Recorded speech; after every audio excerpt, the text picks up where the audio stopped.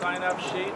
No date yet, but you'll be informed. You'll get your email on here, and we'll send you an email and tell you when that happens. There's some other handouts out here as well. There's also some postcards that get sent to our second district politicians. They're already stamped and ready to go, so you just sign them and put them in the box, and off they go. Thank you. There are also little social media cards that I have and will place right here for you to take one if you want. They have all the different Instagram accounts of, or not all of them, but a large number of the Instagram accounts of the movement and our SaveJackson.org website on the back. And to be added in just a few seconds, we're going to add a sign-up sheet for the Mendocino County Youth for Climate. So if you are a youth or know a youth that wants to sign up to be a part of our group, please put down your email and we'll put you on our email list. And as both of these humans have alluded to, there are two big rallies coming up. One is March 14th in Ukiah, where the petitions will be handed directly to the representatives, and the other is March 25th in Sacramento. At both of those rallies, tribal singers and dancers are going to be present, and so we are asking for donations to help support gas money. It is such an honor that they'll be joining for this movement, and so please chip in anything you can to support. It will be going directly to that. Any further questions? Find one of the three of us, or that's it for right now, because I think most people have moseyed up, or Genevieve, who's still standing over there. And have a great day, everybody. Thank you. Yeah, I want to wish Sidell. He turned 80 today.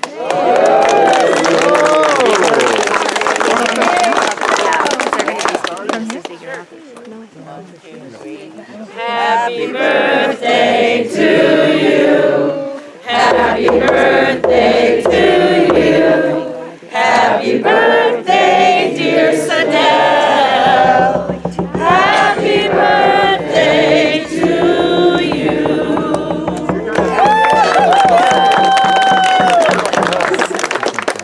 Such an honor. Thank you for being here. That's always one of her besties. You know, we're lucky here today. I'm still exhausted from yesterday. Whoa. Man, that was powerful. Yes, indeed. We're so fortunate I got my brother here, UROC Vice Chairman Frankie Myers. If you guys would give him a round of applause. My wife Molly Myers. Hi, Molly. And our Council Operations Director Carolyn, I think. How many hours did you drive?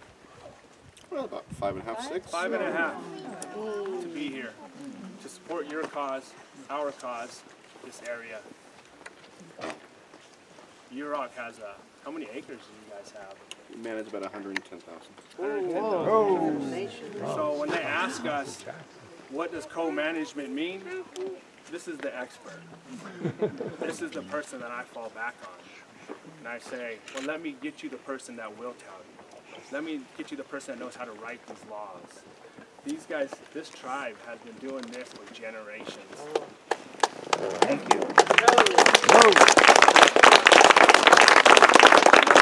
Mendocino County was like up north, but we industrialized it. And now this is where we're at now.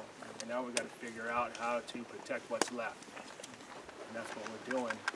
And prayer for us always gives us the real meaning for us. And it keeps us out here and travel far distances. Thank you, brother. Wokla wana ye kuna swagin kapi. Wokla wana ye gosh. Skui sa megatos po kunumi osh. Skui sa megatos po ku uagurchers. Ku piskas, ku pui, kunumi osh. Creator, I pray that you watch over us, you guide us, you continue to hold us, you continue to guide us on our path. And you protect us and you help restore our strength to bring balance back to us as individuals, balance back to the world around us, back to our villages, back to our communities, back to all of our lands. Creator, I pray that you watch over us today, and that you watch over every single one of us, and that you continue to guide us, continue to watch us, continue to help us. Whoa. Oh, clap one. Thank you. I went to the ocean today. Whew, man, I was in search for some answers. I thought we would have our senator out here, our assembly, and our congressman out here. And we couldn't get them out here. And so I went to the ocean and said, well, what's the next step? What more can we do to get our representatives out here to understand that we no longer want to destroy our forests? We no longer want to destroy our sacred sites. And all we're asking for is a moratorium on logging in the Jackson Demonstration State Forest until the tribes can sit down with the agencies to determine what is right.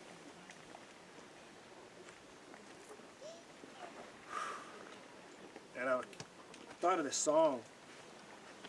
I thought of this song that I sing when I'm traveling by myself a lot.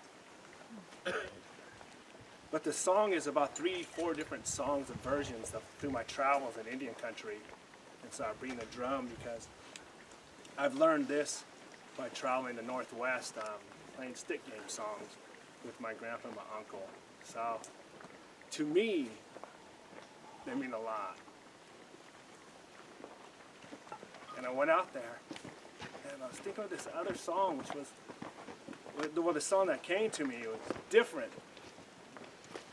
And the song that came to me was when I was traveling to my grandfather, Tom's, my mother's dad, funeral. They had this stick game song in there playing. And it was an old one. And so that song always reminded me of a sad moment. And I always related to a sad moment. And when I went out to that ocean, I was sad. Even though I had a great awakening the night before, I was sad. And I couldn't figure out why.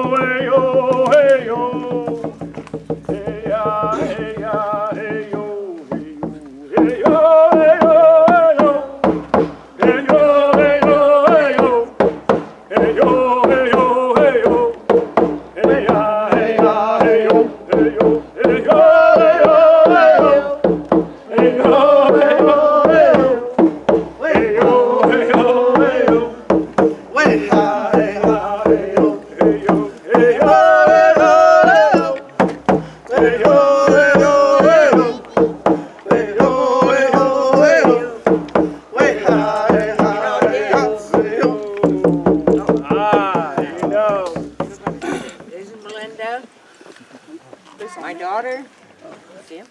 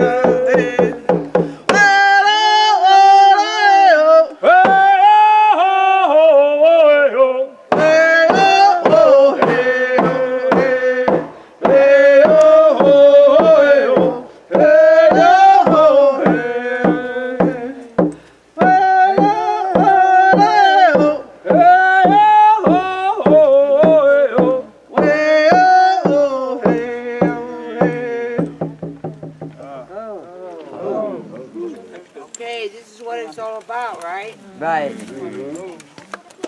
Other, how many generations we have? What? Four. Four? My daughter's not here, but 1, 3. Okay. Missing the third one, but we have three here, so we would have 4. Wow, see? Turn around, buddy. And this is what we have to teach. All of us. Not only us, but all of our tribes too. And I was thinking, you know, because the Indians lived here, they're from here. The Indians from this county, and, well, all over. And we grew up, myself, my agent, don't ask. Anyway, we grew up not knowing, really knowing our culture, because it was, you know, my grandma didn't, and people didn't really get to teach us. But I know my grandma, she taught me how to gather, you know, all the foods and plants and mushrooms, and all the, you know, I went with her. So I got taught that. But yet, what happened is our language, people were you know, disciplined to speak the language. So, and didn't get to do the songs.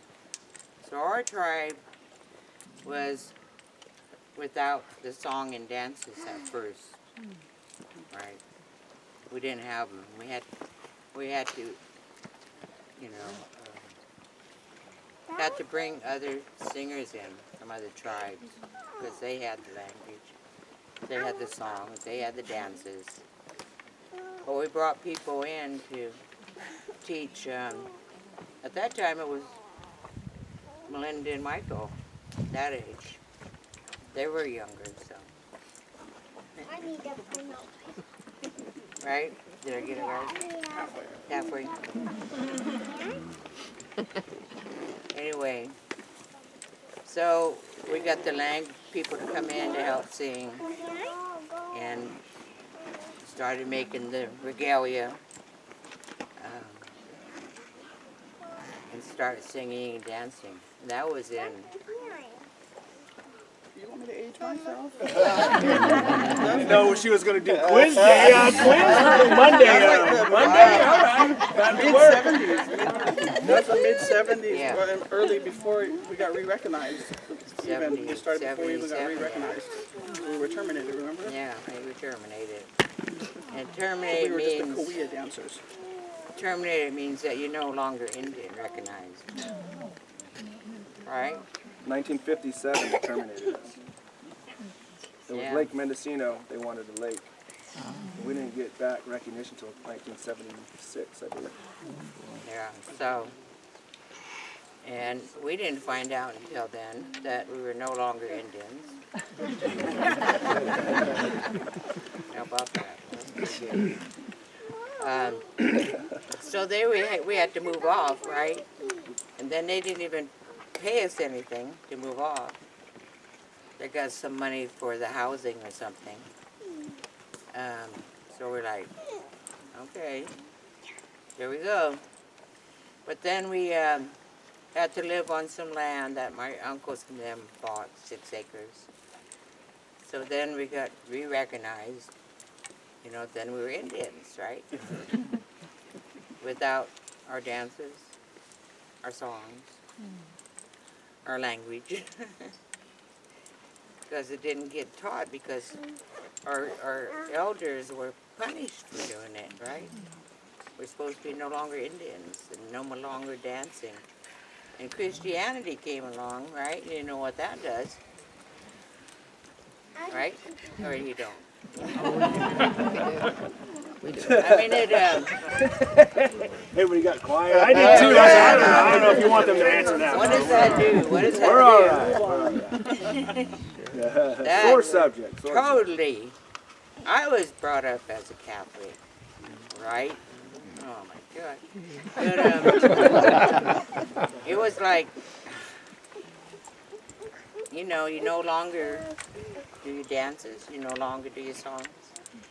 You be, what do you call that? Assimilated, right? So you're supposed to be non-Indian or whatever you would call it. And then we had to go buy land back. How rude is that? Right? But luckily it was a grant, so. But we had to learn, we no longer worked in the fields though, right? The grapes, seasonal, it was seasonal for Indian people. So we got these acres of land, 57 acres I believe, right? Now it's our reservation, we call it. Coyote Valley Reservation. So we took our dancers to all over the place. We traveled all over, singing and dancing and enjoying being an Indian, right? It's great to be an Indian. So now we do have a casino. That was amazing, that whole thing. And I called it going to the Twilight Zone. You know? Go down there, wow, Twilight Zone. Could you imagine going and having a casino? We were like, Wildest dreams. wildest dreams. But what I was saying that is seasonal work, right? Going back to that part. We had to, my family, we had to go pick walnuts, seasonal grapes, and travel around different places to do that, to make money. And then all of a sudden, we're Indians, right? And then we have a new thing to do. We had to create our tribe to administration and constitute Government. They said, do an agenda. I'm like, what? A resolution. A resolution, what? Okay. We'll try it. So we had to learn all that, our tribe. And I'm like, okay. So I was administrator at that time. So that was in, when was that? 70s. 70s? Oh yeah, late 70s. Into the 80s. On Wall Lane. But it was like, okay, I'll try it. But we had to get the land, build the buildings, get water out there, roads. I was like, okay, we'll do all that.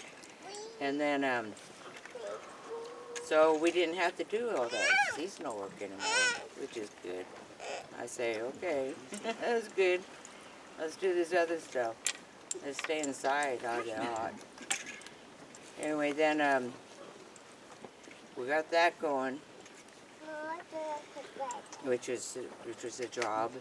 And running a tribe is a real job.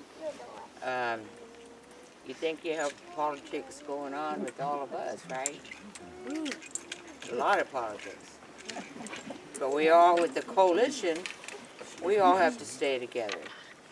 You know, new people meeting up, getting to know each other.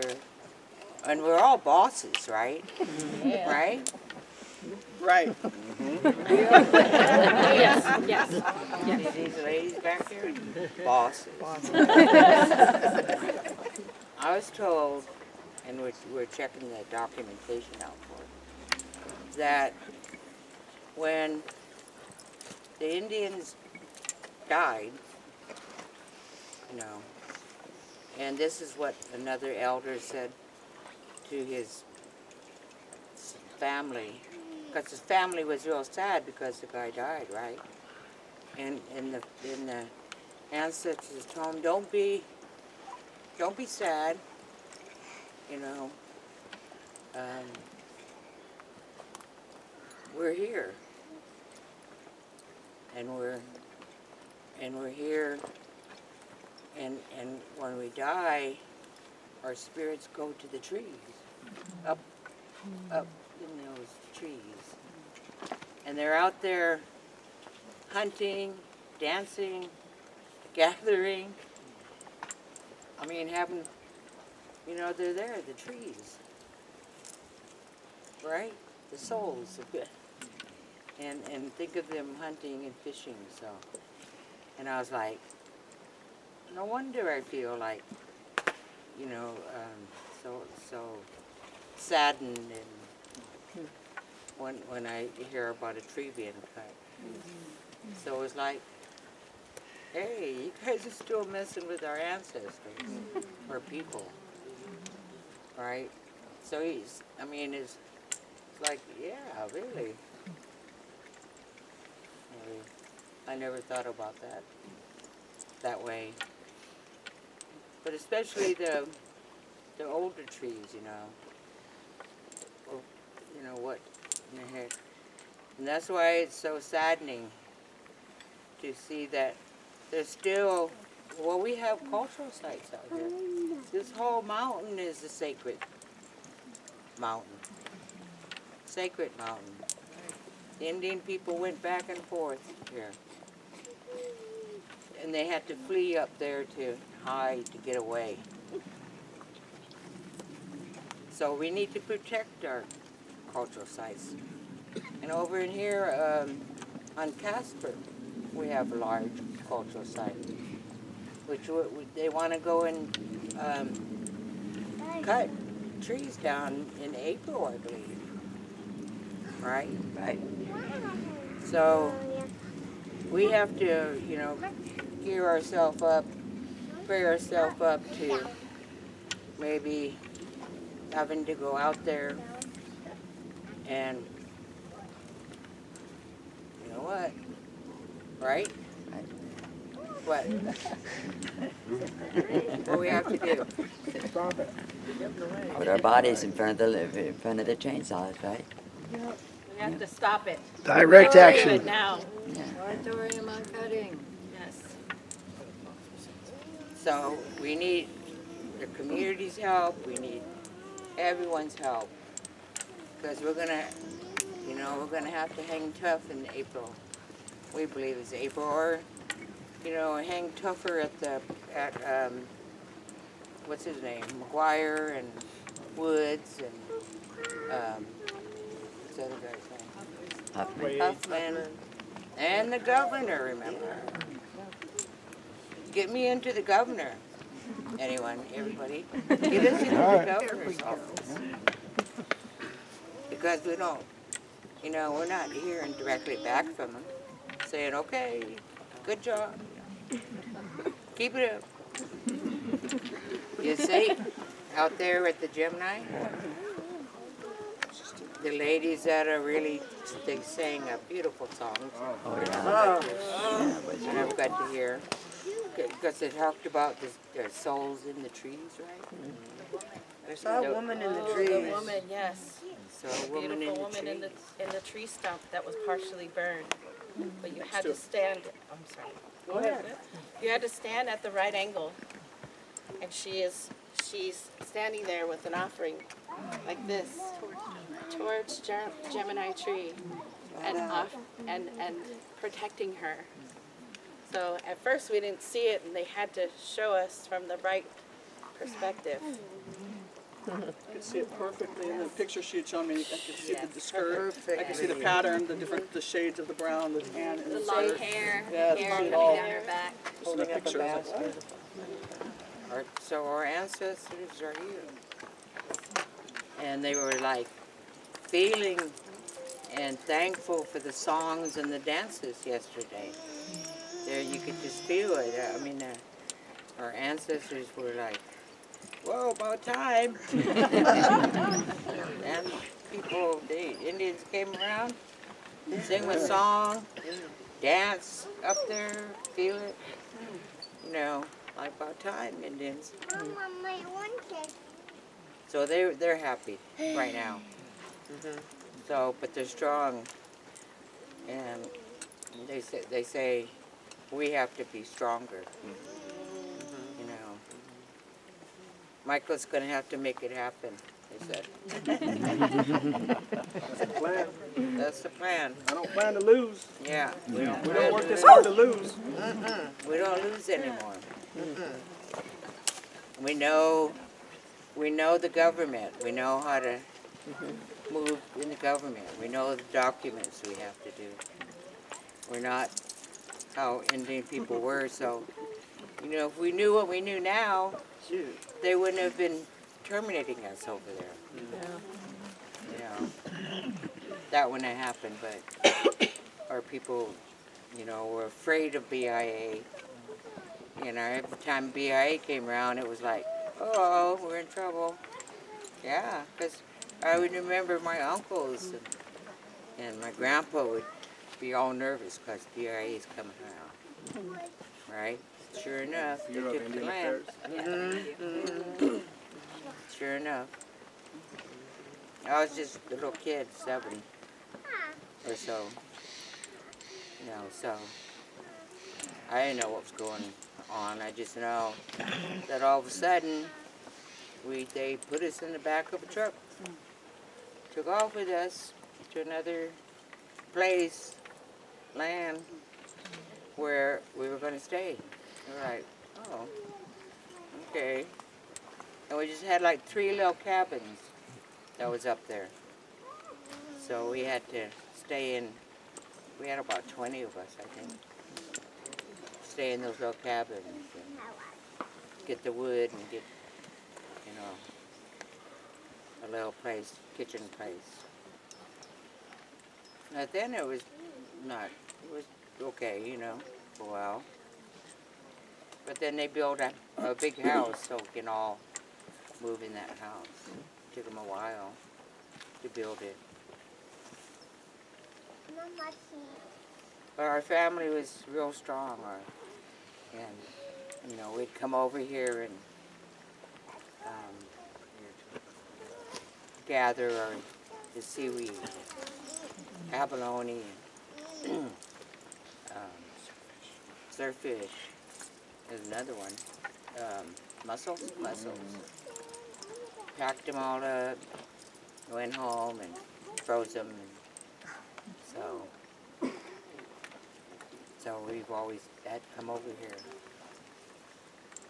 So our family's from Cleon, down in by Cleon. I like to just give some gifts, when we bring our brothers and sisters, they travel so far, we like to give a little offering, and I've had 10 I attended these made, and a lot of times I don't know where my offerings are going, you know, because you don't know who's going to be here. You know, this is the work. And we gave 7 out, and we weren't sure how many were coming. And I said, I want to give these necklaces to these people because they're my friends, you know, from other tribes coming up to honor us. And Stephanie said, we have 2. I said, oh no. And I was kind of counting in my head, I don't remember that. And then she says, we have 3. And we have 3 of these beautiful people here. And for us, that's just how it is. It works out. So I like Stephanie. The reason I asked Stephanie to do this is because these 2 have been doing this since we were 18. Yeah. We've been doing this work since we were very young. And, so that's a special moment. Thank you.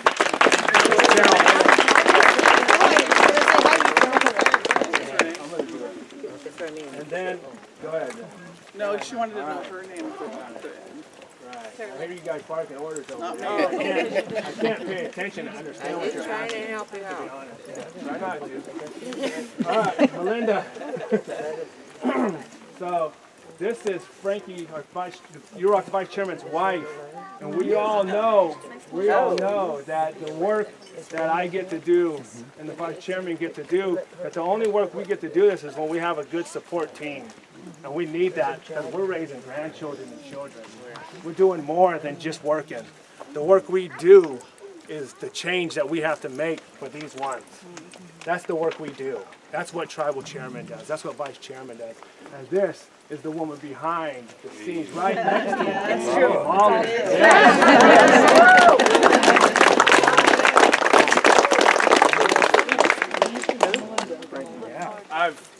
I say things like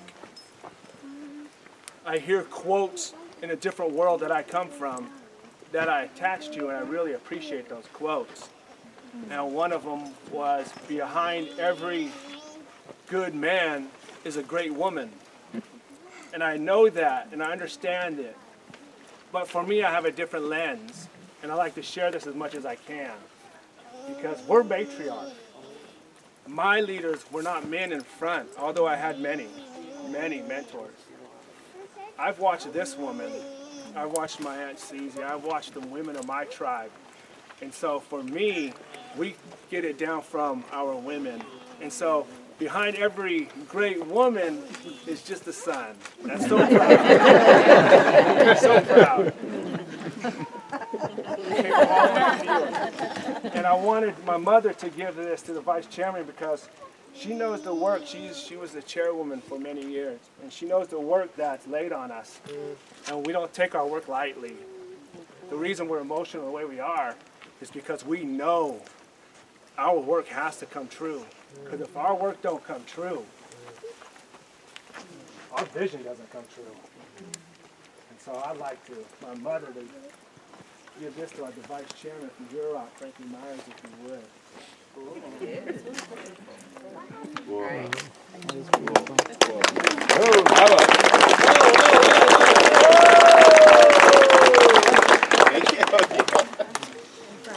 So we're going to go out there because it's important that we show you this clear cutting out here. Because once you see this out here, this is the result from what's happening. What you see out here is what I look at. And when I look out there, I sit there and go, do I allow this to happen in Caspar 500? No. Do we allow this to happen in Caspar 500? We don't. No. Once you get out here, you're going to see it if you haven't already. I need you guys to see this because if we don't do something by April 11th, they're going to be logging again in Caspar. That's my guess. We have to figure out how to wake our senator up, Senator McGuire up. We have to wake up Assemblyman Wood, and we have to wake up Congressman Huffman. We have to have them out there champion this for us. So if you have friends, if you know them, reach out to them. We need them. But we can't tell them the story. We have to show it to them. So anytime they ask to speak with any of us, we tell them where we'll be, because that's where we're going to be. So March 14th, we'll have a rally in Ukiah to deliver the petitions that everybody's been working so hard for. Does anybody have blank copies of the petition? Yes, we do. We'll have them back out in Caspar again. Okay, so we'll have them at the lunch table. We'll have more petitions there when we move over there.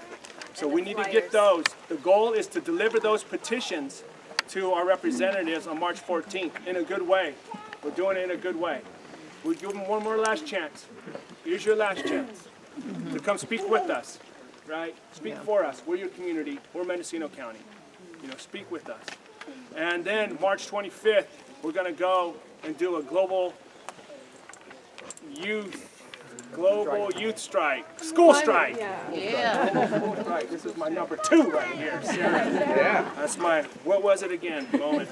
So March 25th, and the goal is to get everybody over here, over there. March 25th. And more. And more. But the first goal is to get yourselves there and your friends there. First, work on yourselves. We'll work on raising money, and we'll get buses over here. We'll get other, transportation over here. We're working on it, so we could get everybody over there. But we need you to work hard and get those petitions for March 14th, and then we'll go March 25th over in Sacramento. All right, that's our plan. Yes. One more thing. All right. Yeah, please. I heard there was a JAG member here. Is that true? Yeah, there's a couple I saw. Oh, what? Is there a couple folks from the JAG? Can you put your hand up? Over there. Oh, being summoned. Yeah. Priscilla just wanted to see who you were. Yeah. Could you come here? Yeah.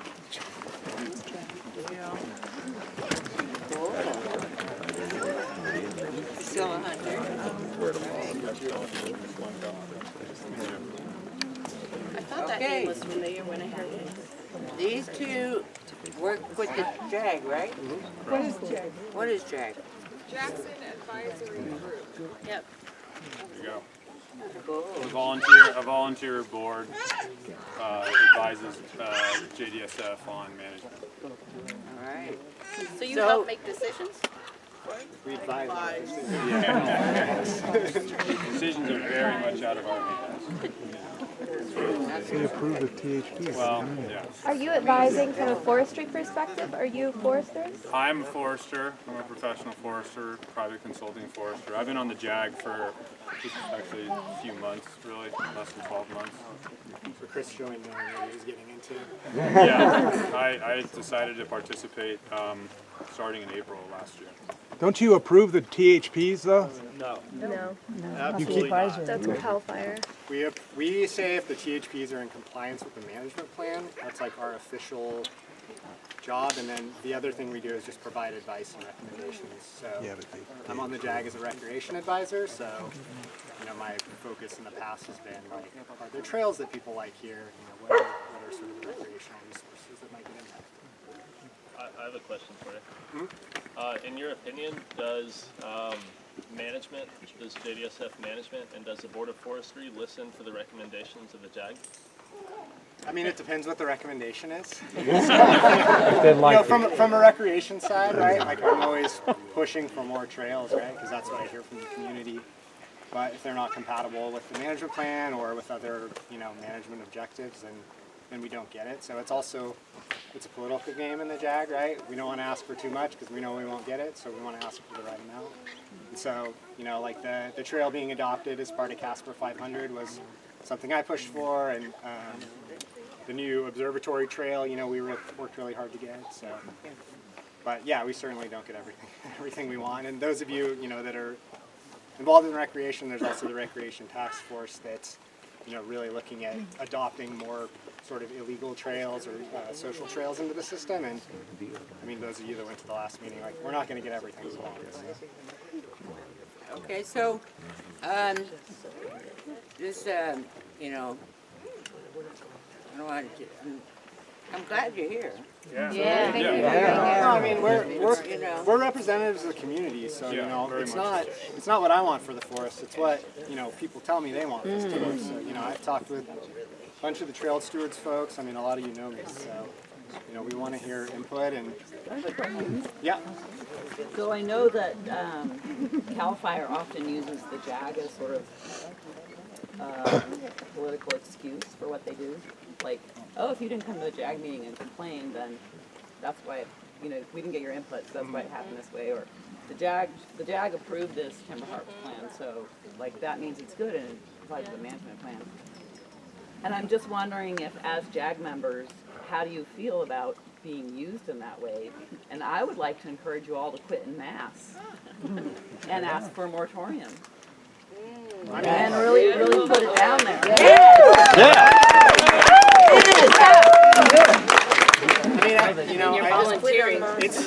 I think it's something like we're all, we understand the controversy on the forest, and we're all trying to figure out the best path forward too. And I mean, if it makes more sense. How does it include deforestation? We're going to revise the plan, didn't you hear? Yeah, and I mean, We've been given that authority.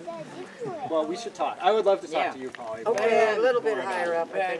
But we were like, and I'm very concerned about it since you're on the JAG. In our letter, they say that we're going to be working with you guys to try. But I need to let you know that you're just an advisory, right? And the tribe is going government to government. That means we're going to deal with the state, not an advisory committee. As you should. You're a sovereign nation. You're up here, we're down here. We're a volunteer organization. So I just wanted to, well, we're trying to figure out and that we're not just giving you guys, not giving you guys, but letting you, the governor or whoever's been, or Kevin, right? Kevin, yeah. Yeah, Kevin's the forest manager. Yeah, I mean, I anyway, I totally agree. We have to explain to them that we can't be negotiating with advisors and drag in a good way. So, and we want you guys to know what you need to back us on, and we'll tell you that too. Let you know what you need to back us on. Become strong backing us. But I realize that a lot of times that helps. The advisory committee saying, we support the tribe. Yeah. So and what is tribe? For me, I know just getting a different perspective, Native American perspective for here is real important. What does tribal co-management look like? What does that sound like, feel like? I mean, these are all big concepts, newer ideas, at least certainly here. But what I'm saying is that we're going to be handing you down, if it's you, Jay, if we're going to be saying, this is what we not propose, this is what we want. So I just need you to know that. Back us.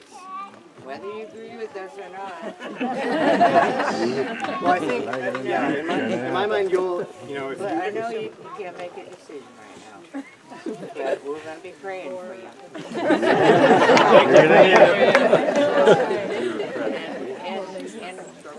And we're just all trying to care for the protection of this person. Yeah. So, just give that a thought. I think, thank you.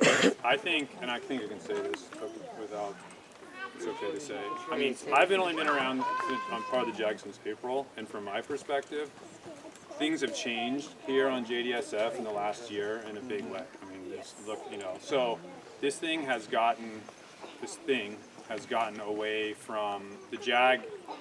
This is much bigger than JAG. You know what I mean? This is a up the food chain Sacramento issue now, and those are where the decisions are going to get made. And so it's important, I think, for us at the local advisory level to be active and submit feedback and do the things we should be doing. But the decisions are well outside of our hands. They're outside of every JDSF staff's hands. That's good, but that's good. I mean, that's not good. But if you stand with us and back what we think, yes, you can't do it all. back is all. At least, read it, understand it. So, That's why we're here. and help. Yeah, I mean, I can say that. You know, Charlie's the same. You know, we're here because we want to learn and we want to hear, and it's all part of it. So I'm glad you're here. Glad you guys are here. And yesterday we had like 4 times as many people, being a weekend. Yeah. Yeah, well, that's great to see that. I know it's nice, at least maybe seeing a few smaller numbers. Maybe we could have a little more dialogue and engagement too. But I'm glad to see you guys are Stick around for lunch. Yeah, please just thing. stay as allies, and you're in a place of power, so wield that and say we're not going to have any more discussions until the Native community is at the table. That's your responsibility. Yes. So, We need to hear you say that from the dais. So we're going to go to the Gemini. And you should know come where that and is? have lunch. Well, hey, Priscilla. You can? I wanted to say that these guys are really brave to be here, and these are our natural allies on the JAG. That Charlie is the person who is actually advocating for a tribal representative on the JAG. Yeah, but... And even though the JAG is only an advisory body, but the other thing is that Yeah, you can't do it. they're doing, Charlie has been working, he may be a recreational seat, but he's part of Trout Unlimited. Okay. He's been doing great stream restoration, and Chris works with him. And so they're your natural allies. All right. Okay, thank you. All right. This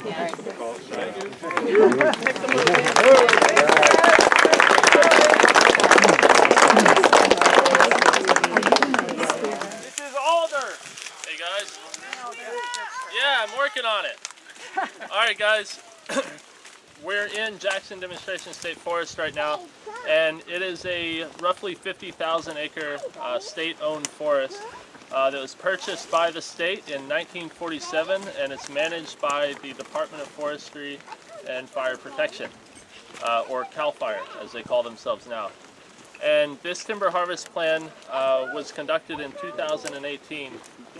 In 2012, NOAA actually published a study that said the Caspar Creek watershed, which is the watershed we're in right now, is going to be crucial for the survival of salmon in California, and that's a lot of endangered salmon, going forward.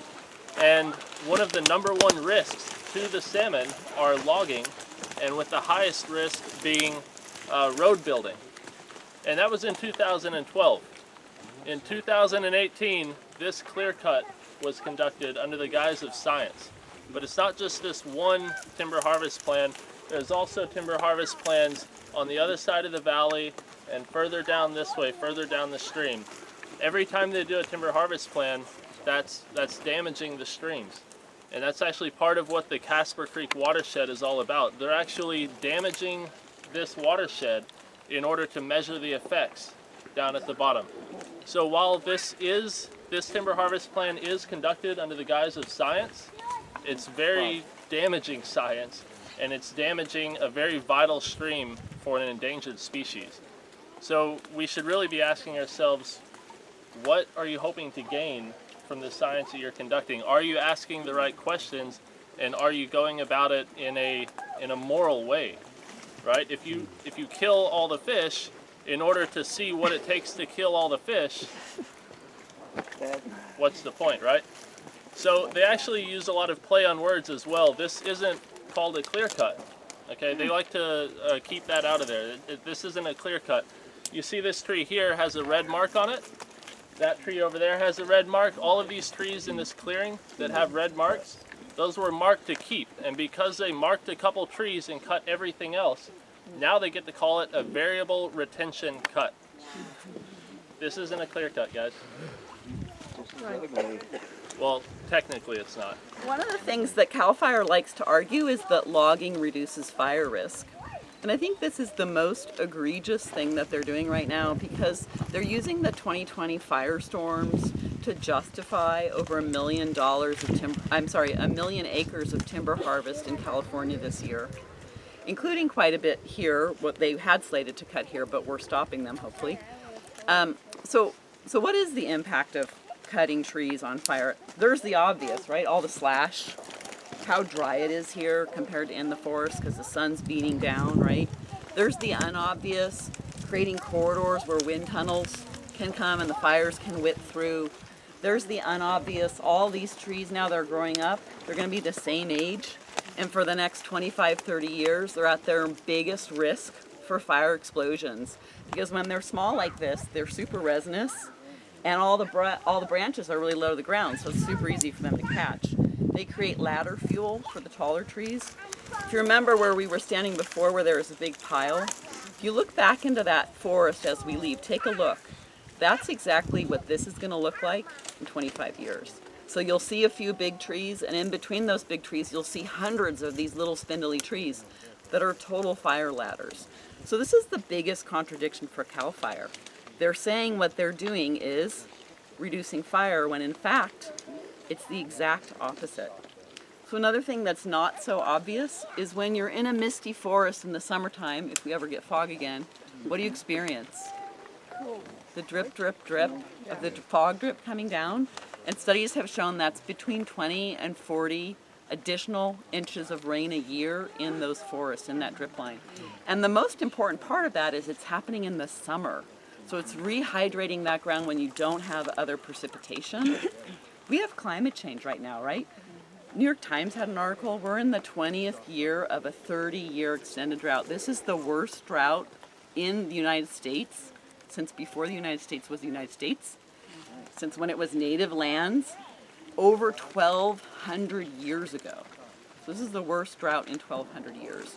And we're cutting trees. We don't know if they'll make it, honestly. Well, sure. Well, if you look over there in the forest, you see all those trees that are cut down, and that's what this area right here would have looked like before they cut it.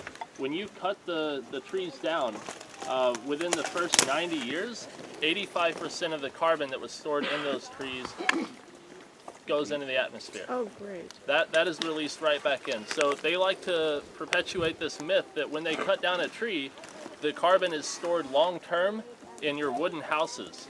Only 15%. Only 15% of the carbon stored in the trees that were on this land is going to survive in a long-term wood product beyond 90 years. The majority of it is emitted rather quickly in this, right? All of this logging slash that you're seeing on the ground, as well as all the wood shavings when they take it to the mill, the emissions from transporting this lumber all over the place, and then it ends up in landfills later on, right? You build a redwood deck, and how long is that going to last? Maybe 30 years? 40 years if you really take care of it and sand it and oil it and et cetera, but usually it's going to be about 30 years, especially with the low quality wood that's coming out. All these trees growing really, really fast, have really giant growth rings. It's not going to last like old growth redwood did. Is there any leverage if we, so all the rules that they break, like by protocols that they didn't follow, is that a way to really showcase the abuse? Why isn't there that they're allowed to, like the Department of Forestry, why are they allowed to log, but they don't have to clean up and even have other protocols, and there's no accountability? Yeah, they actually write that into the management plans. All of the recommendations and rules in their management plan, those are recommendations, those aren't rules. And they have to follow the Forest Practice Act, but even that, a lot of times, there's little workarounds. For example, if they do something wrong in a timber harvest plan, but the community didn't comment on it before the plan was approved, you can't bring a lawsuit up against them afterwards, right? If it gets approved and you didn't bring it up in the public comments, job done. They did their due diligence.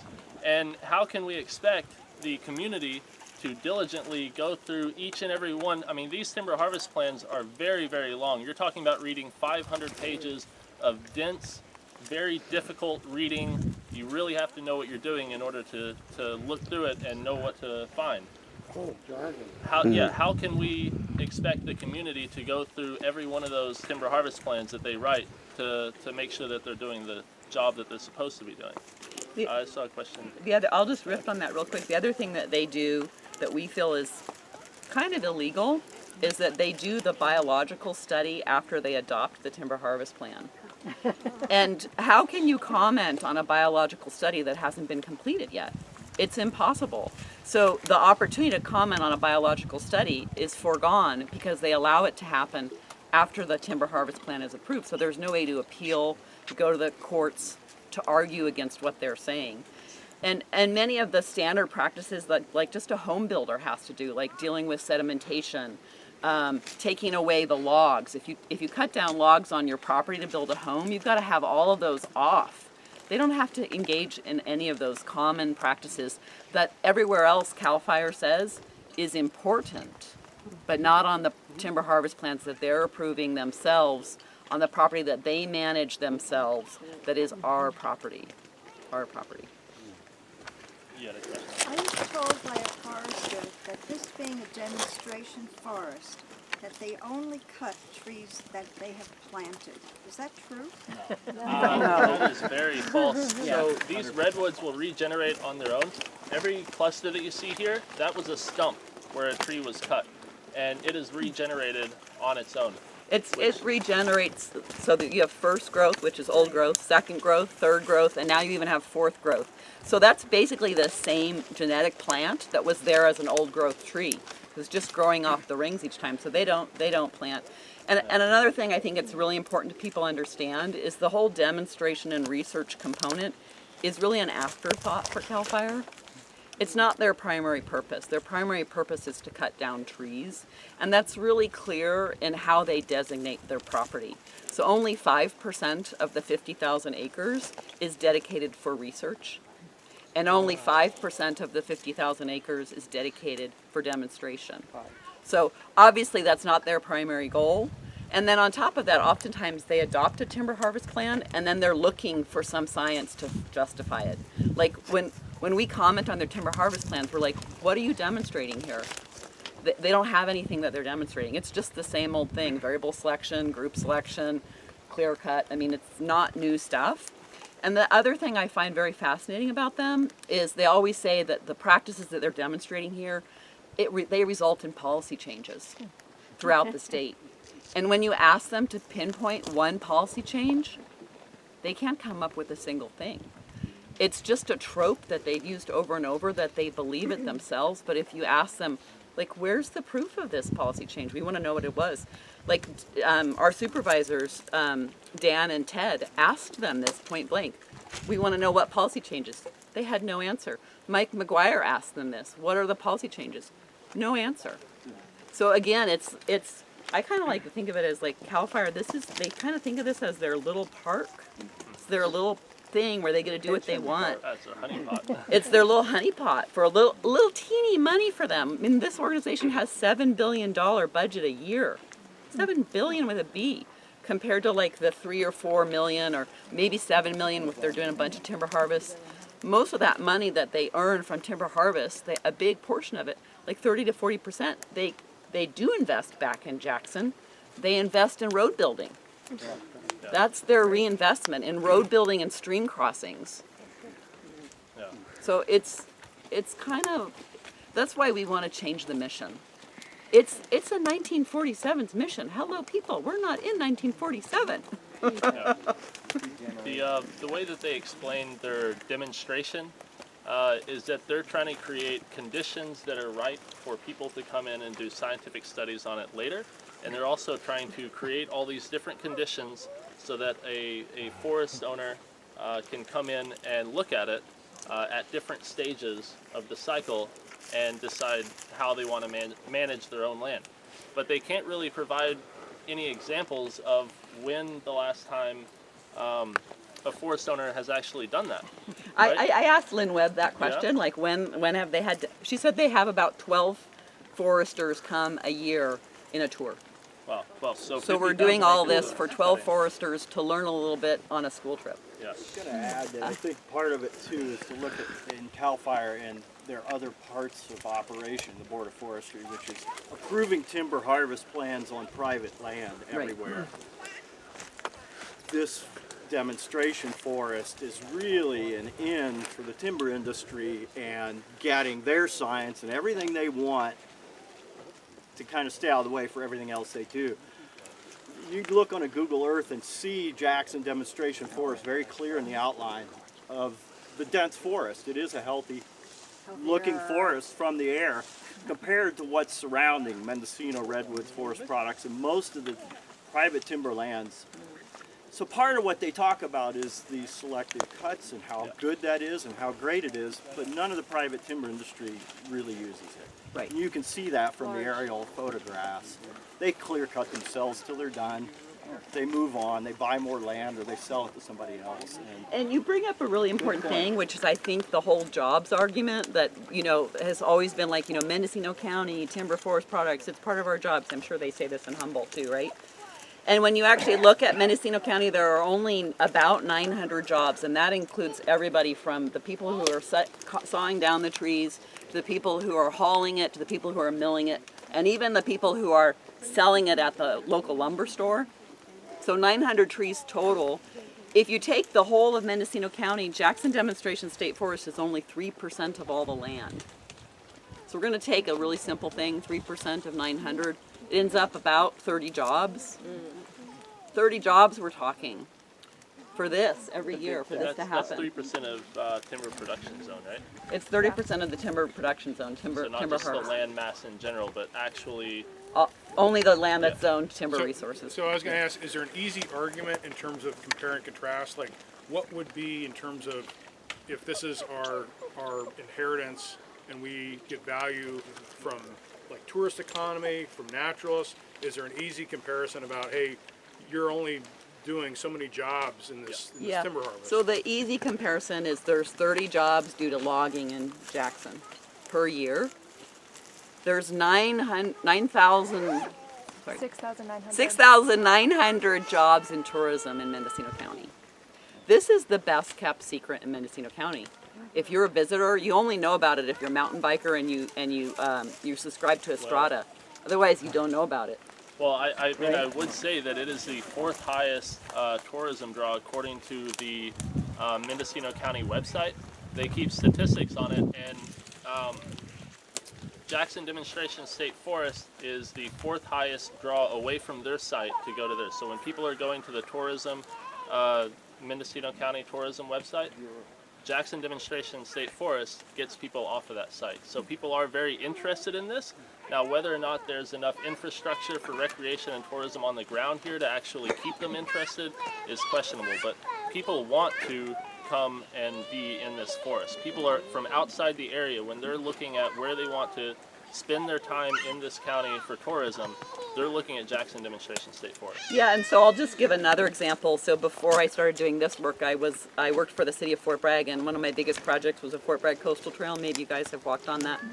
$12 million project that I worked on for almost 10 years. When we built that, we had no idea how many tourists would come use it.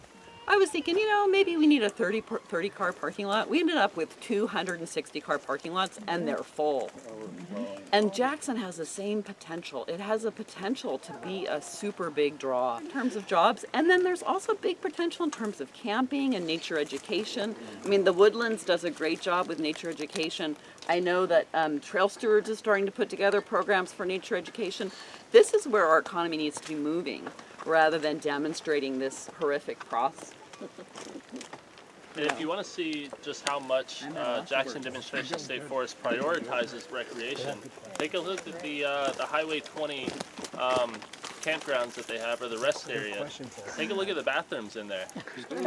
Check out how much crap is smeared on the wall, and how much graffiti is all over the inside, and how the toilet seats are ripped off and no longer there. Or when we go over here to the Caspar 500, that's an extremely popular trail system, and up until protesters were there and they hired private security and put a porta potty in for the private security, there were no restroom facilities there at all. There's no trash cans there. There's nothing. So they put very little prioritization on recreation and tourism infrastructure anywhere in the forest. $900,000 for that security system. Yeah. Last summer, though. Which was illegal. And then they just outsourced it to this Lear Asset Management and had the timber industry pay for private security. You know, and another issue up here is we have so many different trails going different ways. People get lost back here too. So it's like some trail signage would be useful. Some trail maps would be super useful. That would be very helpful. That would be very helpful. Then you could know where to go. instead of relying on us to bring you out here. We could hire 30 rangers to go rescue people. All right, exactly. So I do want to talk a little bit about the research component too, because I'm starting to kind of dig into that a little bit. And, you know, they've got about 300 studies on their website about the watershed research project here. But if you actually start digging into it, a lot of those studies are master's theses, or they're how to do research, like their manuals, or they're research that never got published. There's a lot of unpublished research, and then there's a lot of research that's been only published in governmental flyers or governmental books, like Department of Fish and Wildlife has a research paper that they put out every year. So I really question the quality of the research if the researchers can't get it published in like a nationally recognized journal. Now, I don't have the expertise to look through that, but there was someone on the hike yesterday who works at UC Berkeley who's going to get me that expertise, so we're going to have that too. I will say at least one study that I looked at, the information that came out of it was a complete outlier. It was looking at fog drip, and there was all these different studies that look at fog drip, and then this one study published by, or in Jackson Demonstration State Forest was an absolute outlier. It was incredible how far outside the margins it was.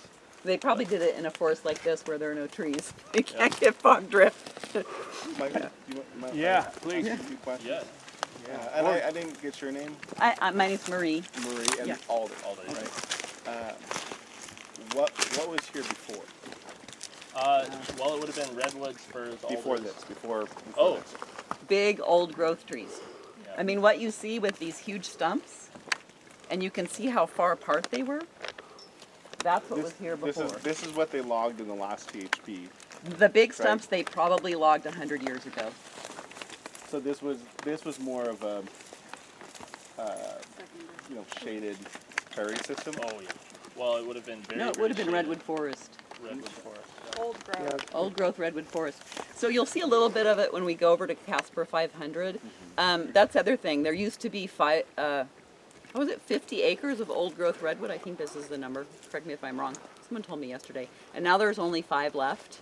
Oh, no. It's actually way different. It's 6,000 acres of old growth when they bought the forest, and now there's 400 and something, a little bit less than 500 acres left. So they really like to talk about how they inherited, they didn't inherit, they bought, but they inherited a tremendous mess that was cut over and moonscaped. And the reality is there was actually a lot of old growth in Jackson Demonstration State Forest. How And many they logged it. They logged almost every bit of it. Almost 6,000, over 6,000. Yeah, there's about 6,000, and then they logged all but just under 500 acres of it. And they also like to say that they, let's see, in 1998 they were still making the argument that they quadrupled the stand volume in Jackson Demonstration State Forest, and they're super proud of that, which, you know, that's very impressive if they actually quadrupled it. But all of that growth happened in 2 different occasions where they changed their accounting methods. So when they bought the property, right, they only measured the marketable trees that were standing, because that's how they did it back then. They didn't pay attention to any of the small trees. About 5-10 years after they bought the property, then they went in and they also measured every single twig that they could find, and then they gave themselves a giant bump in volume. And then they said, look at our management is killing it. We are crushing the game. We are growing redwoods left and right. But the reality is that for the entire time of their management until in the early 2000s, when there was a big public outcry and a lawsuit that forced them to stop and forced them to rewrite their management plan, their policy was to cut all new growth in the forest.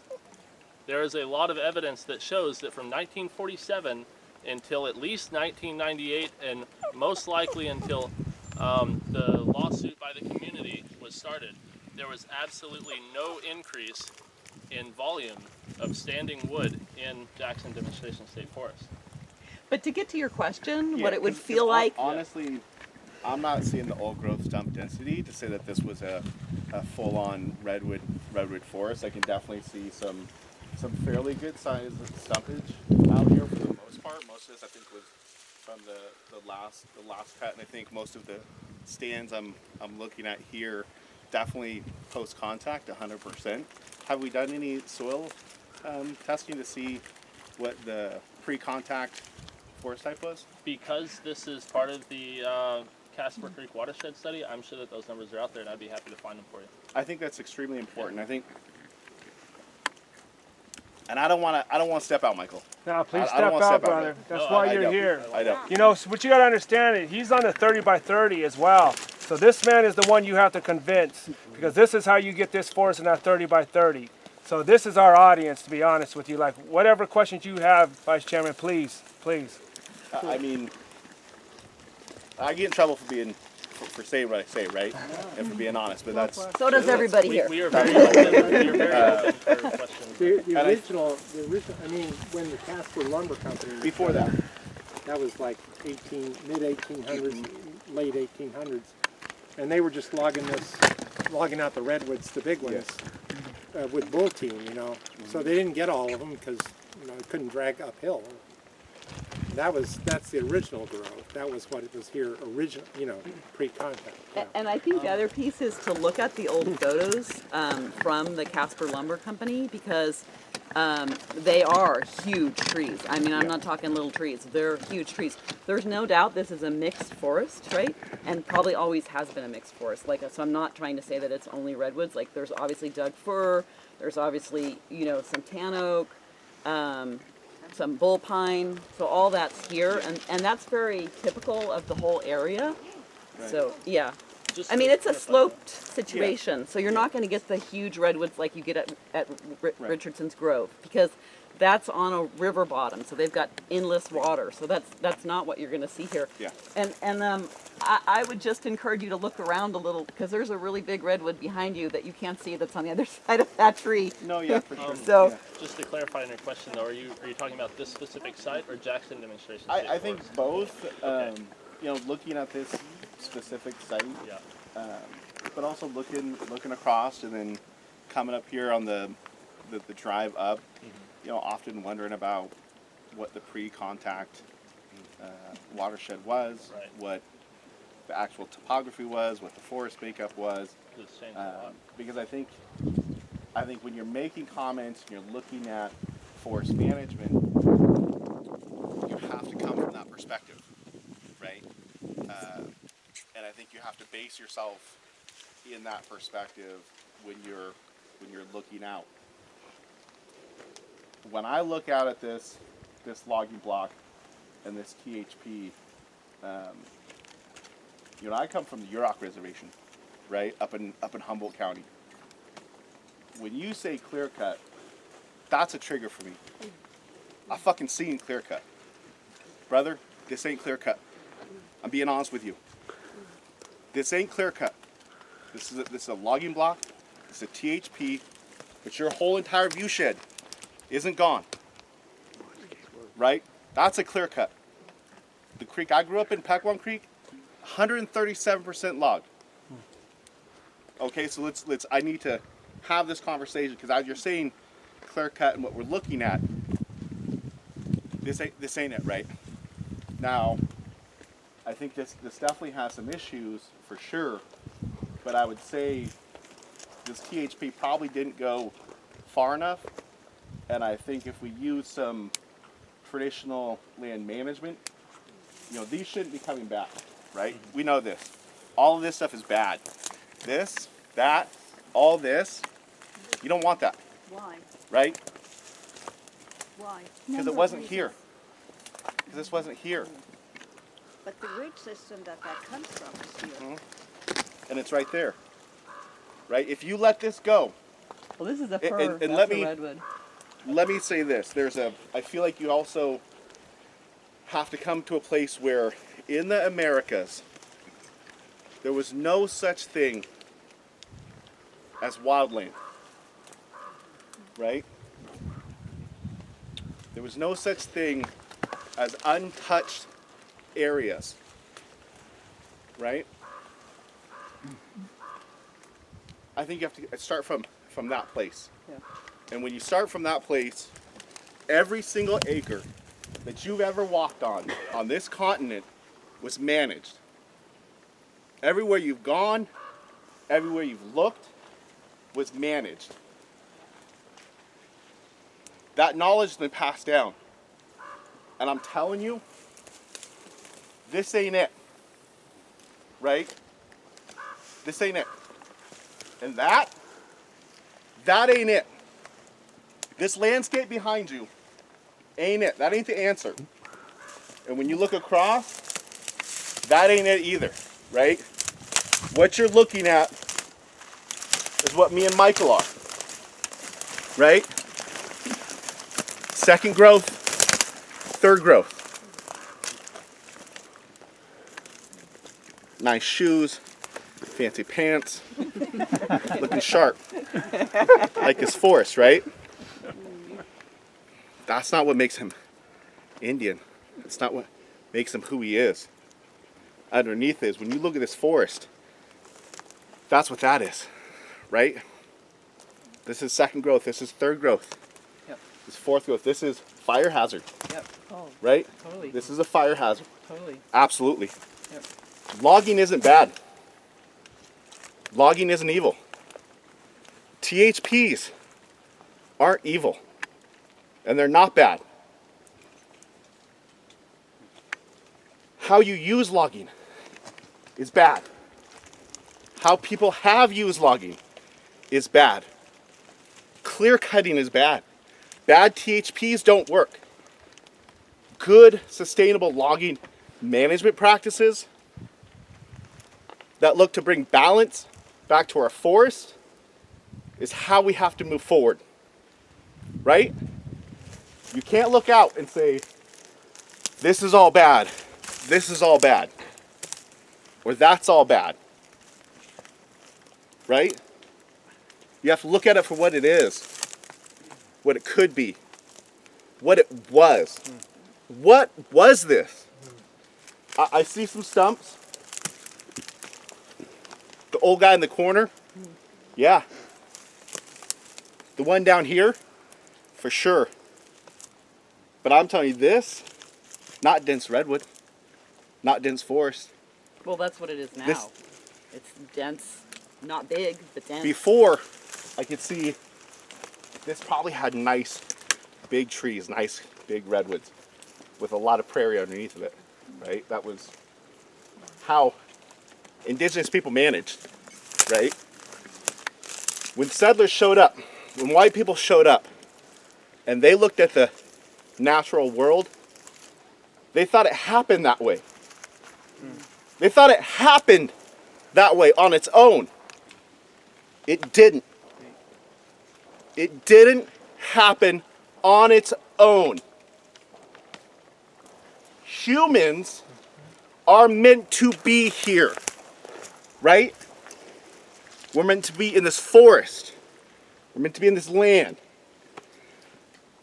Whatever you do moving forward, that's where you got to center, right?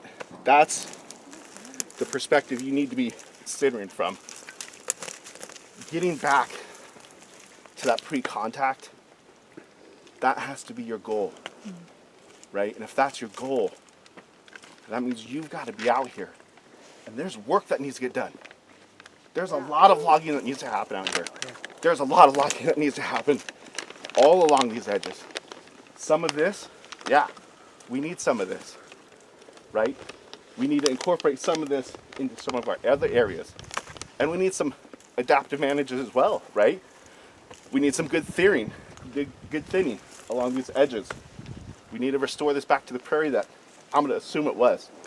I mean, there's some studies that need to get done. You need to dig down into the ground, pull out some soil samples, some core samples, see what was here before. This place is calling for fire back. Yeah. Right? Yeah. It's calling for fire back. This would be a beautiful bird. I was joking with my wife. I said, give me your lighter. I don't want to be responsible for lighting this up before we leave because that's what needs to happen here. This needs to burn off. Yeah. Right? All Right. this needs to burn off. Let it go up. That needs to get logged out and thinned out. Yeah. Then it needs to have fire back underneath of it. But this concept that there is some inherent evil in any of the practices, That's white people. That's European mindset that says things are inherently evil, inherently bad. That's not us, right? It's not the way we see the world. Things need to happen, and I'm telling you, we, with your folks we're working with, we need a reset, brother. Right? We need a reset from the original perspective of what it is. I'm curious on what the THP recommendations were when it went out, because it would be interesting to see. One thing For that's sure. important to know about this THP is you're seeing 5% of it. It goes very far that way and all the way over the bluff edge. But down it looks to the like river. this, right? It looks similar to this. What they did is they did these little stands, like what you see here, of these trees in between, and then they'll go down again and take out some more. And then Checkerboarded. checkerboarded. And then they did some, I don't really know what their goal was, where they basically just did a strip. They did a couple big long strips. Like they have, if you go down over this edge, you'll see some strips that go all the way down Yeah, the habitat river. cuts. And they have some strips going this way too. I mean, I'm not a timber harvest expert. I'm climate change, land use planning, and Yeah. jobs. So like that's what I bring. So you know, But they're the same thing. Yeah. They are the same thing, right? Because I'm a climate change Right. person. I'm an But I'm environmentalist, saying I don't have that and I'm a timber expertise, harvest. You right. need to. Yeah. Well, right? yeah, and I and know. That perspective We all do. Gotta be there. Yeah, I totally agree. This was a 20 acre even age clear cutting study area. The rest of the THP, which was several hundred acres, was all selection, uneven age management. What Group were the selection ages? Or single tree selection. What were the ages they were going for? Age classes? Yeah. I mean, I think there's at least 3 age classes there already. I mean, they're developing an uneven age, uneven age forest. I mean, they're furthering that along. This was a 20 acre research area that had to do with water, I think percolation and stuff. University of Minnesota approached CAL FIRE to do this study. And that's why we're standing here, and that's what this is intended for. So this was a 20 acre like standard THP. Yeah. There was no demonstration in this one. This was right? this 20. As far as I know, this little 20 acre block was intended for a particular study, water related study. The rest of the THP, I don't know what particular demonstration there was tied to that, but it's uneven age management support or selection. Is that across the board for all THPs? The JDSF, only even age management they do is for research and demonstration. The rest is all uneven age management. It is about 25% though, correct? Of the land in JDSF is in single age management? No. It's like, They're limited a couple hundred acres a year at the most, and I think they've never even come close to that since the new management plan has been developed. They do a lot of group selection. Group selection is uneven age management. Yeah, Which I'm looks aware. like a clear cut.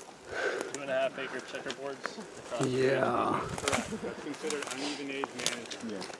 Can I ask you, does this look like the intent that they had? Is this, when you look at it after the intent in the papers, do you visualize the same intent? I don't have enough familiarity with this No, as you study, look at it right now with your eyes. I was asking you, do you visualize the same intent on that paper?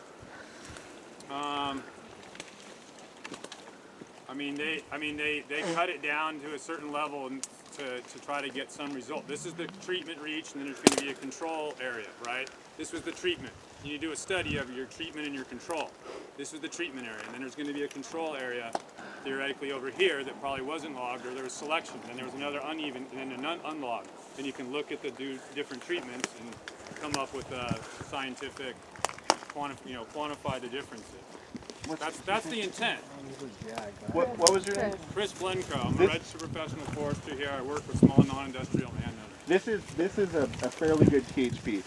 So if you had wrote this THP up and you came back for what they said it was, this looks good to you, right? I mean, not good to you, like good to you. But if you were like judging this, is this the THP I wrote up? If I wrote, let me take it off you. If I wrote this THP for what the practice said and I came back, I'd say they did a good job. I think they got good ground cover. They got most of the logs off. It doesn't look like they got good selection for their habitat trees. This is the intent of the THP, is for it to look like this, correct? I have no idea, but and I'm not an even age. I don't do any even age management in my professional career, so I don't have a lot of experience with it other than just observations. This isn't even, yeah. This Go is ahead. even age, clear cutting, or some version of clear cutting, Yeah, yeah. what they consider even age or uneven age. That's the two kind of main silvicultural differences. So, I mean, I would imagine that their goals were achieved here. You got a lot of regeneration. These trees are growing. You know, from a fuel standpoint, I don't think it looks that bad. I mean, honestly, if you lit this thing off, it's going to look just like this in 5 years. It'll be a Unless little you less lit it off again in 5 years. Huh? Unless you lit it off again in 5 Yeah, years. but well, every one of these species is going to resprout. Yeah, The for fur's going to seed in, and I mean, you know, so. But why aren't they doing that is our question. I want to hear the conversation with the vice chairman that the story he's trying to create. I appreciate your perspective. Yeah, I want This is actually really healthy. I'm curious. And here, this is what I was wanting to hear. This sort of interaction or your perspectives, because where you up in the Yurok, you got a real, as far as I know, I'm not that familiar with it, but it's a real diverse forest type, right? Yeah. You got some real dry stuff, you got some wet stuff, you got high elevation, lower elevation, so you got to, and from my perspective, it seemed like a real management challenge. Absolutely. Because you got a lot of Yeah. stuff going on there, you got, you know, so. Oak woodlands, And being- redwood being- prairies, redwood opens, and coastal having inversion. to be proactive and Yeah. do what you need to do to manage the stand so it doesn't all burn up in some stand canopy fire. I mean, you're not going to get a canopy fire where we're standing right here. Correct. If there's You a won't. fire in the canopy, it's There's going no to come down to canopy, the right? ground. But yeah, it's true. And You're this is not. where you could actually put the fire out. You guys might. I mean, that's just the fact. You know, if it was in a canopy, if you were a firefighter, this is where you'd want to be because this is where you could put it out. I mean, that's just, you know, that's a straight fuel management issue. I'm not going to get into the minutia of this slash and this, you know, regeneration head-high brush, but, you know, I mean... No, but I think that's a good comment because it's one that isn't new to the Americas, right? Like, pre-contact, we managed our forests so that it wasn't fuel for catastrophic fires, right? Because we lived here, and we wanted to keep living here and using good forest management and fire management was to prevent catastrophic fires, right? Crescent range for everything, right? It works, right? But it's really not the best tool for everything. It's not. And I think this kind of THP, and we'll see what the rest of the forest looks like, you know, it's using that same tool over and over again, and it's not working. I think you do have to have uneven age stands. I think you do need thinning. I think you need prairie restoration. And I think most key above all is you've got to bring fire back onto the ground, right? Nothing you're going to do by cutting trees down is going to prevent catastrophic wildfire. Nothing, right? Because even if, so say we did everything, right? Clear cut all of this. The amount of fuel alone from the cuts is enough to cause a catastrophic wildfire. And I think that the basis of like this indigenous perspective is you'll never move forward if your only tool you're using is to take, right? If all you're doing is taking, you're never going to get where you want to be, right? You got to put back. What you put back is fire, right? Which you put that back. Like I said, I didn't mean to get crazy, No, but this you're is good. Can I? right. Good. I hear what you're saying. Yeah, we have to. I was We're just all in wondering this together. Wondering if you could talk about your tribe's interaction with CAL FIRE and any ongoing dialogue you're having and good works that have happened. I mean, I think, you know, CAL FIRE is like the colonial megalith in California, right? Like it's part of the foundation of colonization in California. And it's one of the ones that for the most part has gone unchecked and only grown. This idea that you have an entire agency, you know, with a few $1 trillion dedicated to, you know, killing fires, it inherently has problems when you're dealing with tribal folks who see fire as a part of this landscape, right?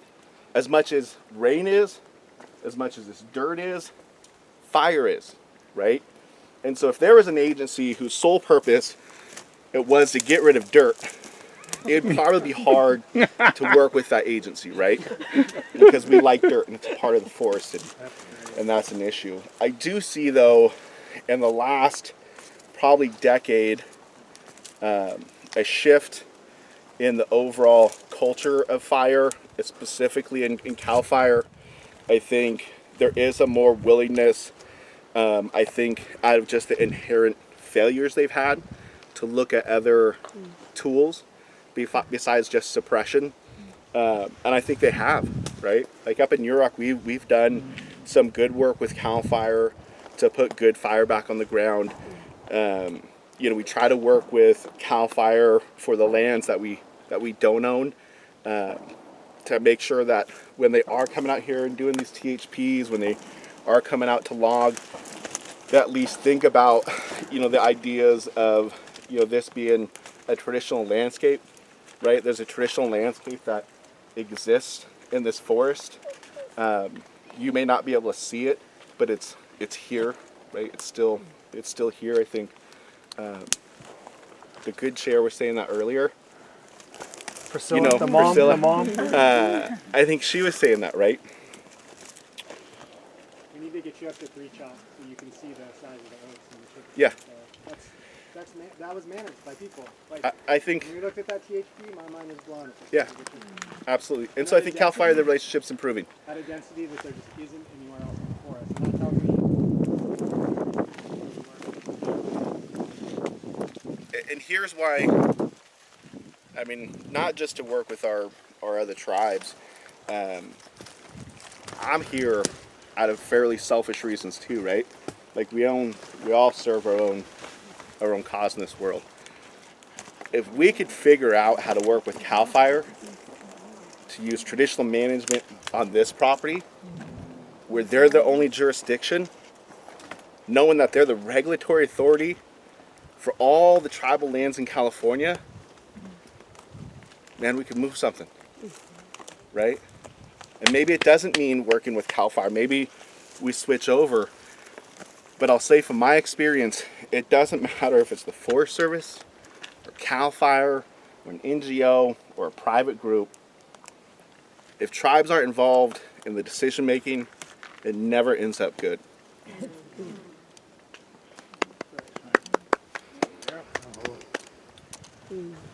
Got good land on it, man. This is good land. It's good territory. Like it has a lot of what you look for, right? Like you can feel it out here, man. I'm getting like pumped. You can feel it out here, right? Like it's here. But it's got to be here. Yeah. Right. It's serious. Yeah. It's got to be here, man.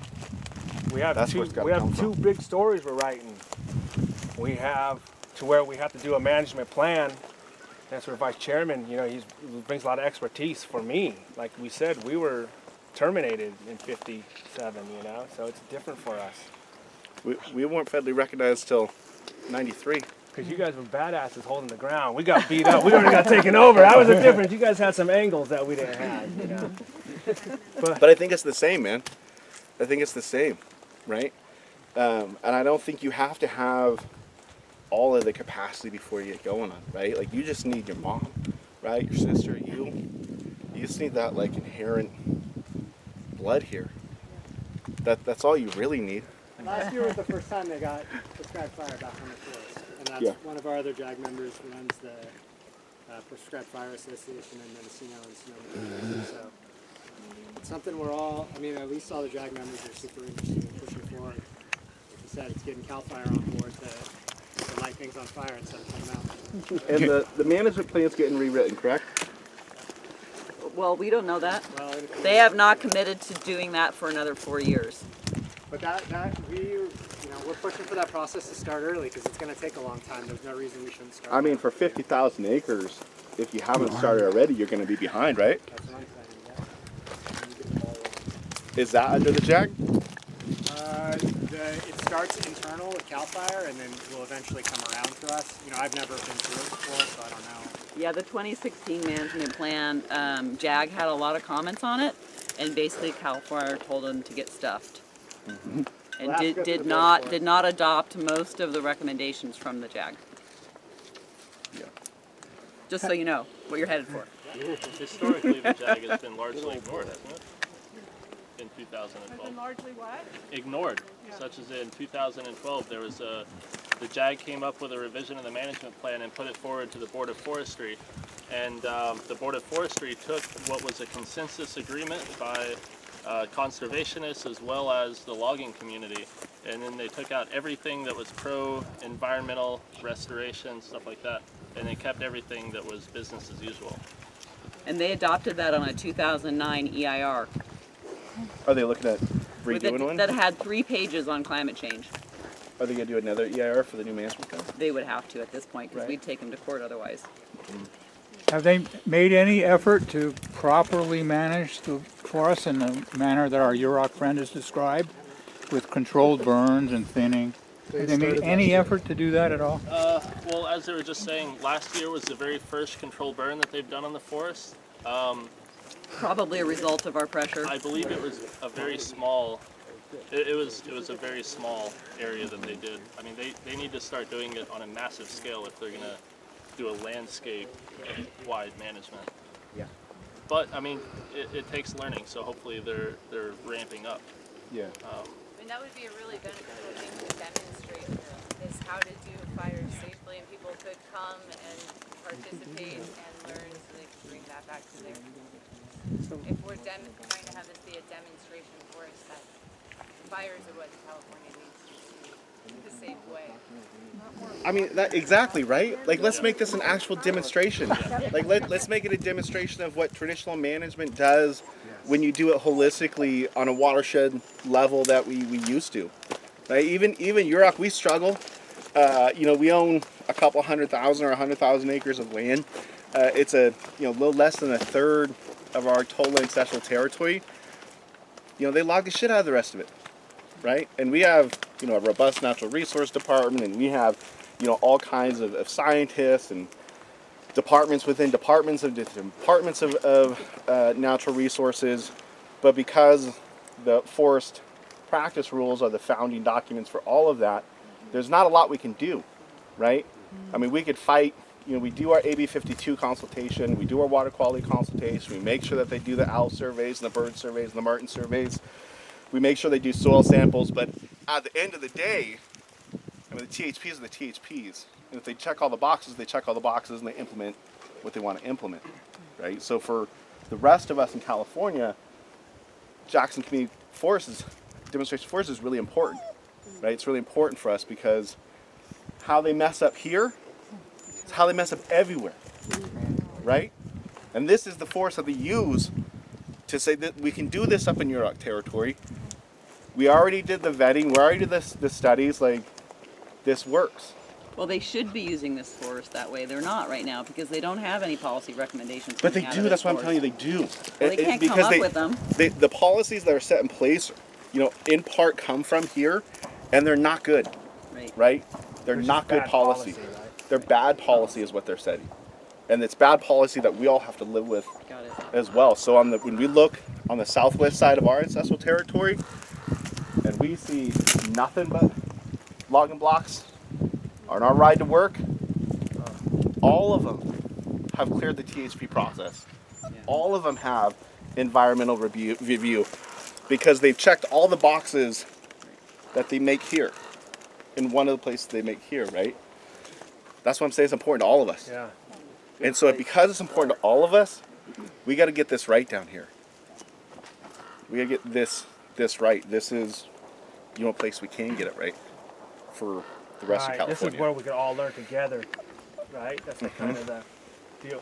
Now, what's the document that we need to be editing? It's your forest plan. Forest management. So you'll come up with a forest management plan, and it'll line out, what your priorities are, what your goals will be, what kind of stakeholder involvement you're going to have. I read the legislation, I read the previous plan. Tribes aren't included, right? We're not even on the back end. Right. Usually we get a little checkbox. They're trying to get us on the JAG committee. Usually we get a little checkbox at the end. We're not even there. I mean, you're not even there, right?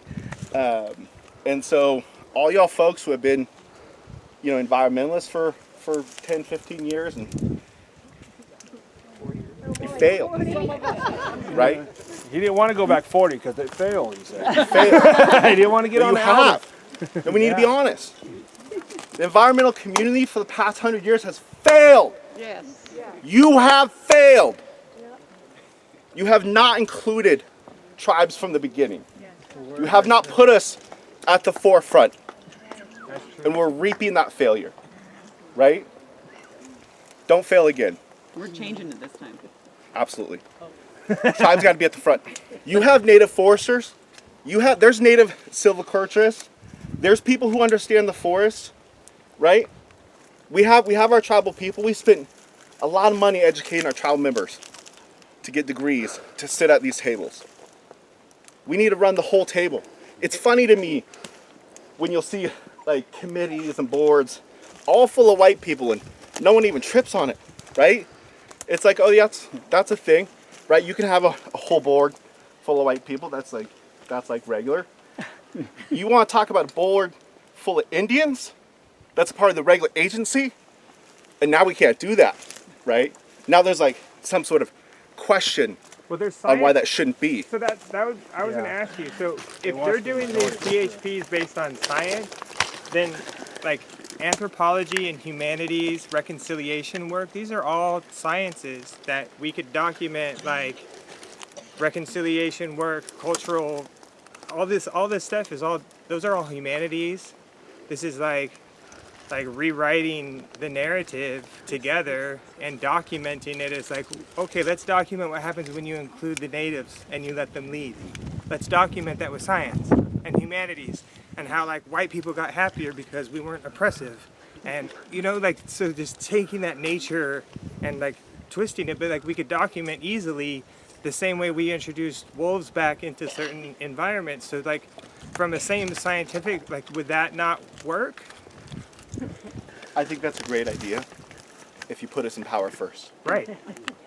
Like step one, put us in power, right? Like step one, Chairman Hunter should be the chairman of the JAG, right?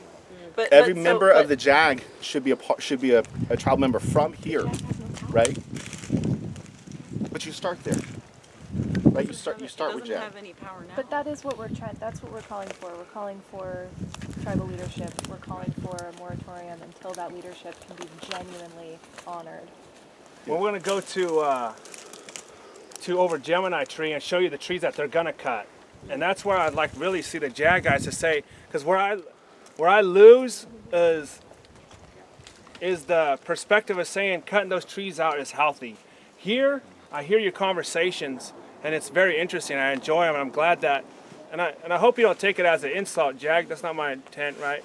I hope you don't either. I'm not a forester. So. Yeah, no, and hope the forester don't either. Chris, I was just saying I hope, I think you heard me earlier, I was saying I hope you guys come join us over at the Gemini Tree, because there's these big blue rings around all the way down, and I was hoping you could tell me how that's good. I don't want to sit there and defend the PHP or the mark or any of that, man. That's not my. That's not what I'm here for. You don't have to defend it, but just look at it then with us.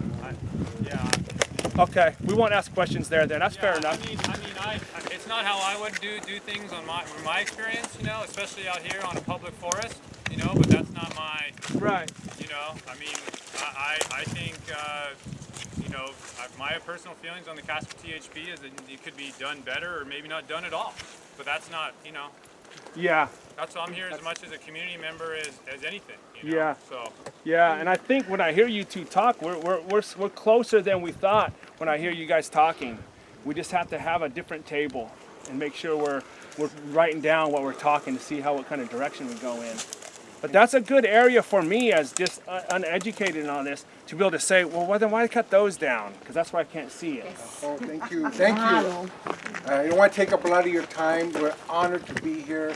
I will say I am Mexica, Raramuri, and anybody knows those are tribes south of the border. But we do have a lot of people on this side now. And we teach, I have a culture space that teaches indigenous cosmology, thinking, and language. The Nahuatl language, I will say in one word, that's a kamatio method. That means thank you, Creator, for having us come here today. And I want to say that because that language, like a lot of our languages, where you could die for speaking that language. You would be killed. You couldn't play the drums. We now have those drums. They're called wewe. We have those drums at my culture center. We sing those, and we sing songs and do that language.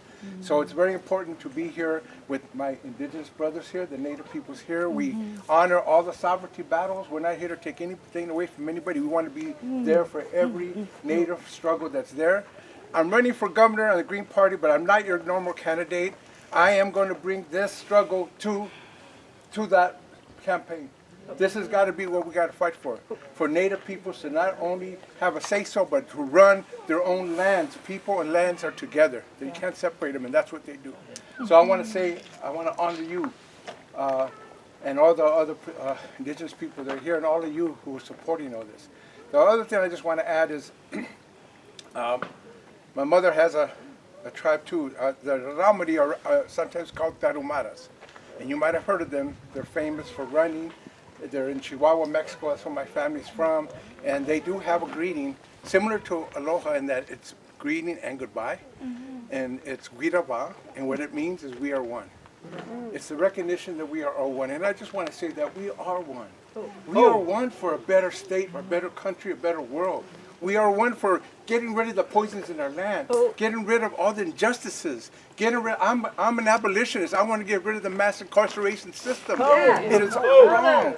We have so much slavery still going on. We have to change that, and that's the shift. I want to speak for that. It's not about me. I don't care about power. I don't care about any of that stuff. I care about these issues that have been part of me since the beginning. You should know that I was a heroin addict for 7 years. I was a gang member. I was in and out of jails and juvenile halls. And I have my son, Ramiro, who I want to bring up. He's my son. Yes. He did close to 13 and a half years in prison. And he was lost to all the stuff that we're talking about, but he's now with me. And he's strong and he's clean and sober like I am. Because we want to go into this world with all our consciousness and all our awareness. And we need all of you. This is a struggle for all of us. I know that people have told me over again, why are you running against Newsom? Why are you running a campaign? It's an uphill battle. All my life has been uphill battles. The obstacles, we've been through tons of them. We got a big obstacle here, but we're going to go through them. And we're going to win. As my brother says, my brothers, we got to win.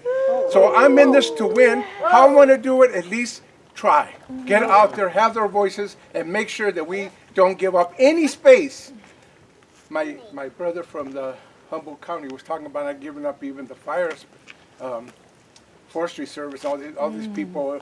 Don't give up any space. We fight for everyone. They're controlled by corporations. They're controlled by white supremacists. They're controlled by people who don't have you in mind. We have to fight for every space. And that one included. So this is why I'm running for governor, because I don't want to let that space be gone. Thank you all. We're got to drive all the way back to LA. I do want to recognize that we have people from LA. Just raise your hands. Yeah. We have people from Salinas. All right. We came up here. And I just want to say that we have Mexica danzantes, Aztec dancers. That's Diana and my son are Aztec dancers. And they do the hair ceremony. So let me just say thank you. I hope to come back. Let's see where we're at. Let's stay in touch, brother. We got to be in touch. Let's make sure that this campaign is real. I don't want to play at it. There's no sense for me doing it unless it's going to be for real. Let's make it happen. And again, lots of kamati. Thank you, everybody. And like my mother would say, guiraba. Thank you.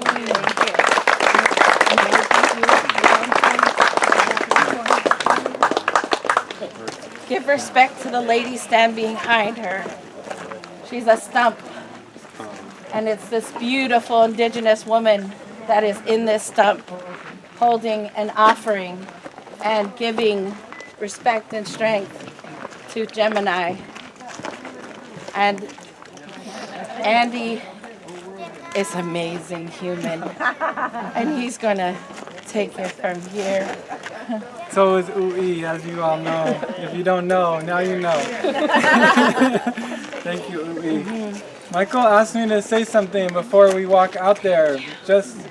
I'll keep it brief, but just to say to folks, like, there's a sign-up sheet over here. If you're not getting the emails from Anna Marie, really you want to sign up because it's a lot of good information. And I can tell you, it's one of the greatest honors of my life to be welcomed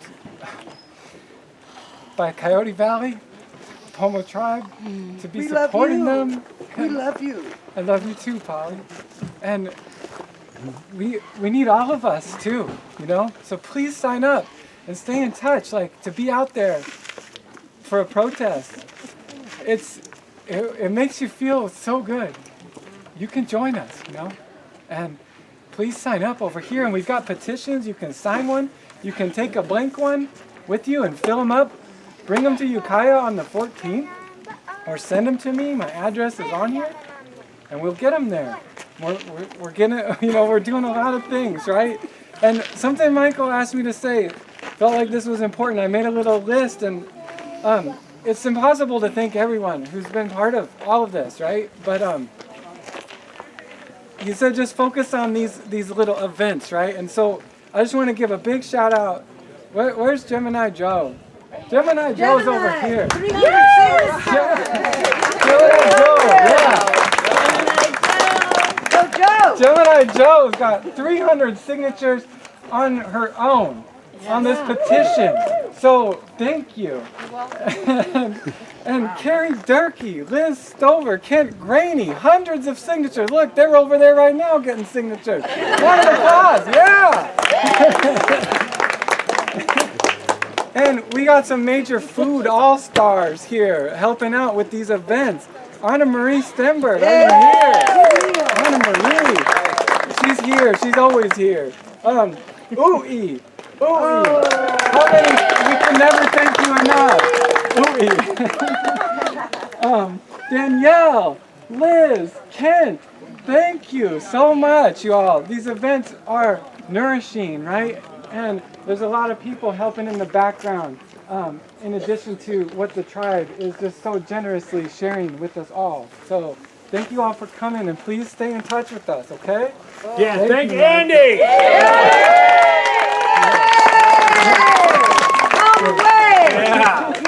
Yeah, he's awesome, man. We couldn't do it without each other, I'll tell you that. It's been, this is our fourth or fifth one? Fourth? It's been a long road getting everybody out here and all you guys coming out over and over. You know, it's work, but it's the work we're all prepared to do. And if we couldn't do it now, we were not going to be able to do it come April. Just be a witness to these heroes that are doing that work for us. Because they really are heroes for us. Amen. They really are. You know, or else it would have been cut last year. You know, they stopped it. We're here right now because of them. So the least we could do is be a witness and say, we're watching. We got your support. I think that's the least we could do. That's the least I'm going to do for sure. And I plan on being here for many days on end. So I hope you guys do too. It's a lot of work, but I think we're ready. How many do we have yesterday? We had a good showing. 300. We had a lot of natives out. That was a good feeling, and the feeling that they had, that vibe that they gave off was, woo, you could tell they've been waiting to let that loose for a while. Because when I first came and sang too, it's not natural. It's unnatural. That vibe you're feeling is just, it's overwhelming. And so I knew how I felt, and I was, self-reflecting. So when I seen them singing, I knew that vibe. That's wow, you guys feel it. You're gonna be back. That's what that means. They're gonna be back. And I say, when the singers come, it's not the tribal leaders. When the singers come, the dancers follow. And those are the natives. So if we get the singers out here, our dancers will follow. And that was just 3 tribes. We got 23 Pomo tribes. So we have to get people interested. But we can't put the risk of our people getting hurt. We can't put our risk out there for anything for our people. So I need to make sure I create a space for them to be able to dance without the regalia being harmed, without them being harmed, and being a good place for prayer. If you guys follow pomolandback.com, we're trying to rebuild it. We're rebuilding it. And we put all our media on there. I need to get everybody's websites on there so everybody's promoting each other. And we need to raise money because we have to get a couple hundred people from over here, the same people that were over here, to Sacramento. That means I got to figure out how to get buses out here. You guys got to figure out how to fill them. Then I got to figure out how to pay for those hotels so you guys can stay the night. That's a lot of work we got to do. A lot of work. and I'm gonna do it.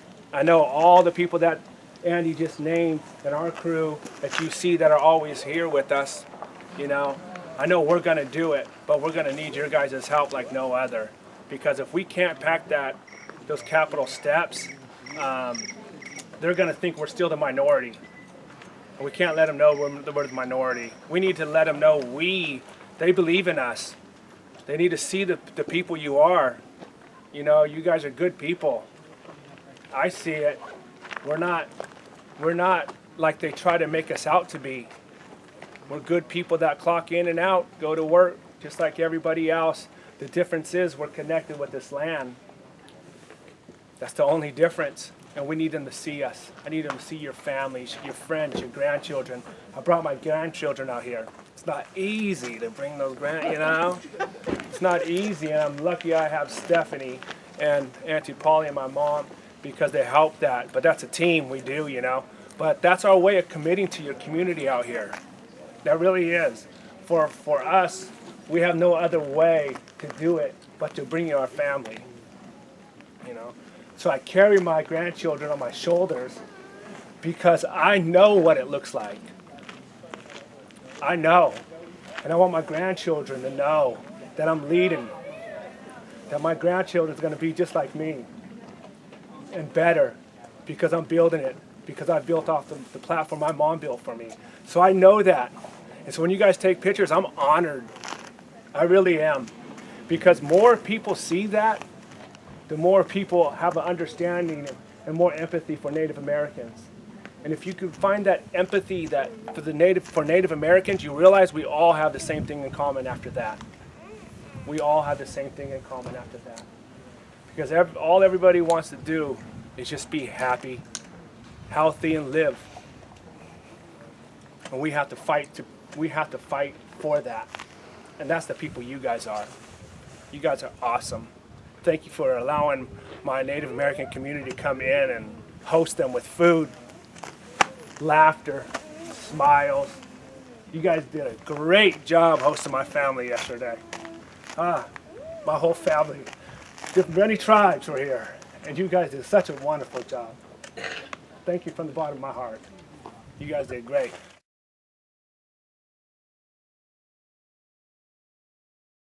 I've heard on the radio that there's like a maximum diameter tree that is supposed to be allowed to be cut. Do you know what that size is? And that they're trying to cut trees that are bigger than they're allowed to. Is that true? Not exactly like that. Okay. In the management plan, there are restrictions on trees over 40 inches diameter breast height, the percentage of them that they're supposed to remove in a plan. Alder, catch me on this. I believe that they're not supposed to exceed 10%, and in Caspar 500, they're actually right about at 11%. Okay. And actually, if you look at basal area percentage, it's actually 25%. Oh. Thank you. So it's kind of a play on numbers.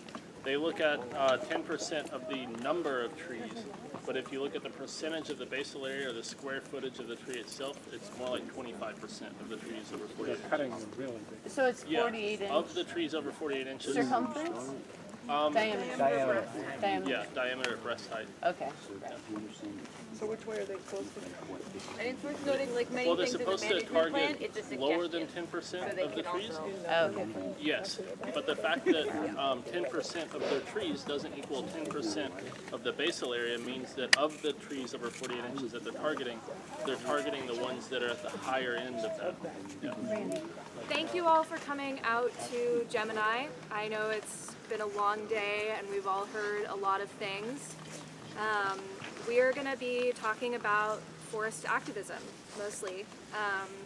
My name is Michelle Mcmillan. I am a media representative and organizer with Mama Tree Network, and I've been involved in this movement since April. I was born and raised here, though, so I've known this forest a lot longer than that. Do you want to introduce yourself? Sure. I'm Sarah Rose. I'm one of the co-founders of the Mendocino County Youth for Climate. I've been involved since late May, early June-ish. Right around when school ended? Yeah, exactly. First day after the last day of school, I was a little bit, as soon as school was out, I was a little more actively involved. And I also grew up here on the Coast. My name is Matilda, also known as Quirk. I got involved also, I think around last April, started doing ground support for the tree sit, and then spent a good amount of time up in Mama Tree. And yeah. Awesome. So we are in this exact spot right now because of direct action. Direct action is not the first thing that anyone does when confronted with a situation that they don't like. There is conversation first. There are attempts made to change plans, to influence decision makers. The Mendocino Trail Stewards were already working on this movement for, I think, a year before a tree sit went up. Coyote Valley Band of Pomo was at various degrees of government-to-government consultation. Direct action really started in Caspar because no amount of community outcry was getting the result that the community wanted. And direct action started in the Caspar 500, not at this tree sit, but about a half a mile up the road and a tree called Mama Tree, where an 18-year-old kid going by the name Greasy Pete climbed up the tree and said, you know what, to heck with this bureaucracy, we're not taking this tree. From the very beginning, it was a community movement. Some of you are familiar faces from a while ago, and we shared potlucks together. Those potlucks out there were also co-education sessions. As I think most of us here know, there's a lot about this issue to learn, and we're all still learning. And so the reason for that direct action, the reason for this continued movement, the reason why we're all here is to call for a moratorium so that those conversations can happen without losing large chunks of what we're trying to talk about. Direct action, though, isn't necessarily just a tree sit, just like this movement was never just about the one tree. Direct action is everyone who brought out dinner for the tree sitters. It's everyone who signed a postcard today. It's everyone who showed up to bring coffee to protests. It's public facing, it's letter writing campaigns, it's many, many things. And it really has been such a joy to watch different areas of the community merge and grow and shift in the last almost a year now. And part of watching that community come together has been the absolute delight of seeing our youth rise not just up to the occasion, you know, not just hoisting themselves in trees, but speaking with great eloquence, organizing fantastic rallies, and really stepping up and participating in the conversation about what our future as a community looks like. Over to you. Yeah, so I first got involved in this movement through something called Families for the Forest, which was created by a 5-year-old. She wanted to have a place for kids to talk about what they could do to be helpful without there being adults or meetings. So I was sort of sent in as the slightly older kid advisor, just to make sure that people weren't running into the forest unattended. And how successful were you at that? Mildly. There were some adults a little ways off to pay attention in case things went wrong. But from there, that group did a lot of really amazing things throughout the summer. We did a bio blitz, which was a ton of kids out in the woods with their parents' phone identifying different plants and animals and insects. And just sort of learning about how incredibly biodiverse this forest is. And it sort of dissolved by the end of the summer when people had to, go back to school and stuff. But from there, I started organizing rallies, and when we got back to school, school strikes, and I met up with another really amazing youth organizer named Ravel, who a lot of you have probably heard speak. They're 12 and have been an amazing person to co-organize this group with. And we decided that we wanted a central spot for all the youth in our county, and now beyond our county, to be able to meet together and figure out strategies and work on projects so that we can, really take charge of ensuring that we will have a livable future amidst this climate crisis. So we formed the Mendocino County Youth for Climate, and it started officially back in October when we had a school strike, and we've been growing a little bit since then, and now we're organizing the school strike to Sacramento. So in case you haven't already heard about it today, on March 25th, we are striking. Multiple schools from around our county and hopefully a few from the surrounding areas will be striking with us to go to Sacramento to tell our policymakers and legislators that it's time to listen to the youth when we are calling for a moratorium, so that we can, you know, as people have said all day, so that we can really acknowledge the reality of the climate crisis and also help to ensure that this land becomes co-managed by the native tribes around here.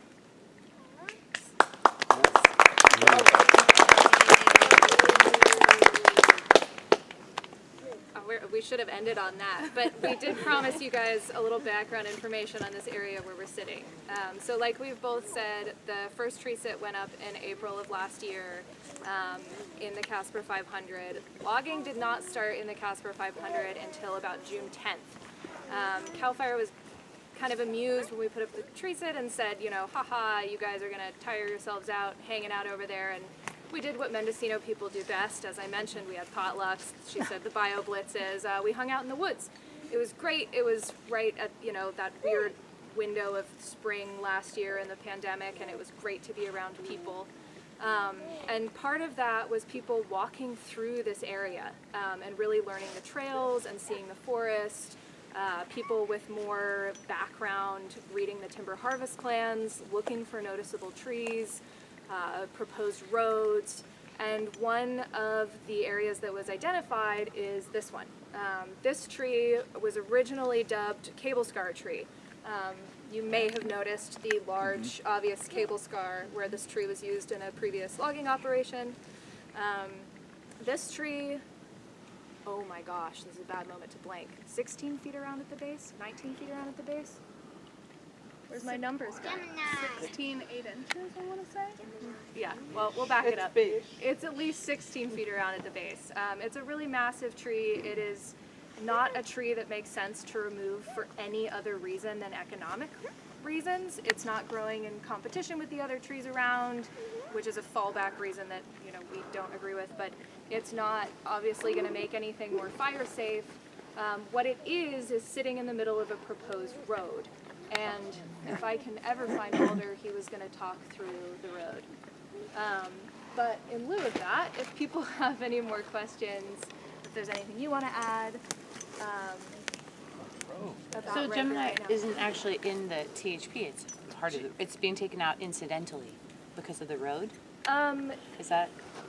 It's in the timber harvest plan, but yes, it is. It's It's not collateral. marked, is what I'm saying.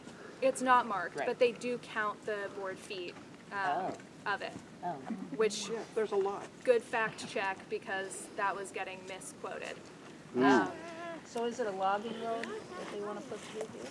This is, yes. And again, my road guy. Thank you. Yeah, there's orange there. So I saw the blue circle stripe around the tree. Right. Yeah, you can. The point of it. The It orange falls here and in the orange between there. road that's going to go through, so it gets taken out, so they can get the rest of the trees. Anything that's within that corridor. Sorry, so it's orange flagged. Orange flag is a road. So it took really sharp people to be able to come out in the forest that understands these things, that could identify the flags and say, oh my gosh, this tree is going to go too. Because it's not given to you with a blue marker. And if you look at this road, it's really goofy the way that it's drawn up. And it does cross this little waterway, which doesn't look like much, but is a waterway. 3 times. So, yeah. Well, And they are- they just had to run the road through all the biggest trees, right? It looks that way. And I would love a counter argument. The 11% that they were talking about, this tree is one of those 11 or not counting? That is a good question. I believe it is counted in that 11%, but I know that what they also factor into that 11% is trees that they aren't allowed to cut anyway because of proximity to waterways. So there's a lot of funny numbers, and like we said earlier, lots of things in the management plan are just recommendations. So if they exceed them, or if they go against them, yeah, they don't, it doesn't. It was just a recommendation? Yeah. No consequence. Do you have anything else you want to add? I guess I could say one of the other things I think for direct action and maybe for the community, one of the things that's been really helpful, some of the people that have been able to offer us support to learn how to read the timber harvest plans, to learn how to look at those orange markings, that double line there. Sorry, here it's next to it. So you'll see those for road markings and anything kind of in between there.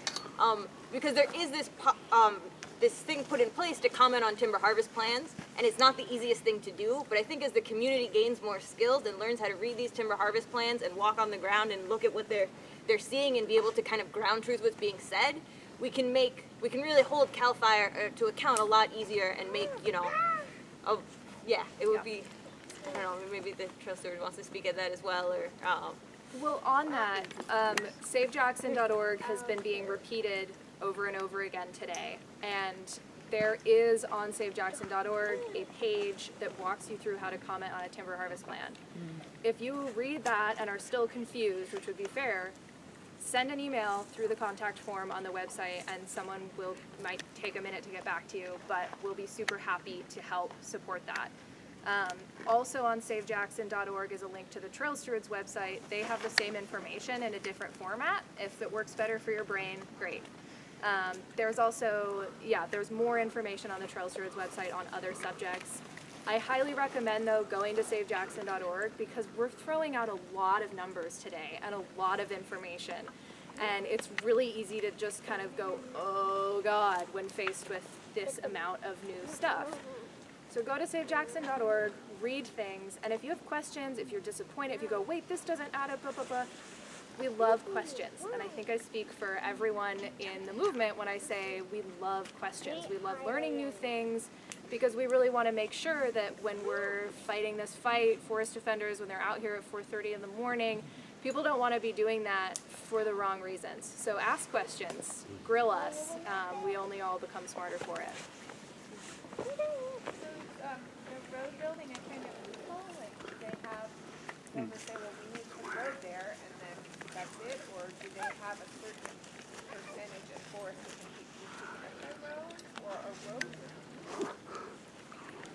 I think it's a little more complicated than just a straight up loophole. I will say, and again, I wrote, do you want to answer this? I'm forgetting which agency, but the old government agency guidelines or something like more than 3 miles of road per square acre causes damage to streams. I think Jackson is at 7 or 8. Yeah. Per acre? Per square mile. Maybe per square mile. Yeah, per square mile. Sorry, yeah. There was a great paper written by one of the trail stewards, Bill Lemos, on board foot per salmonoid eggs. That has some great stats on that. I recommend.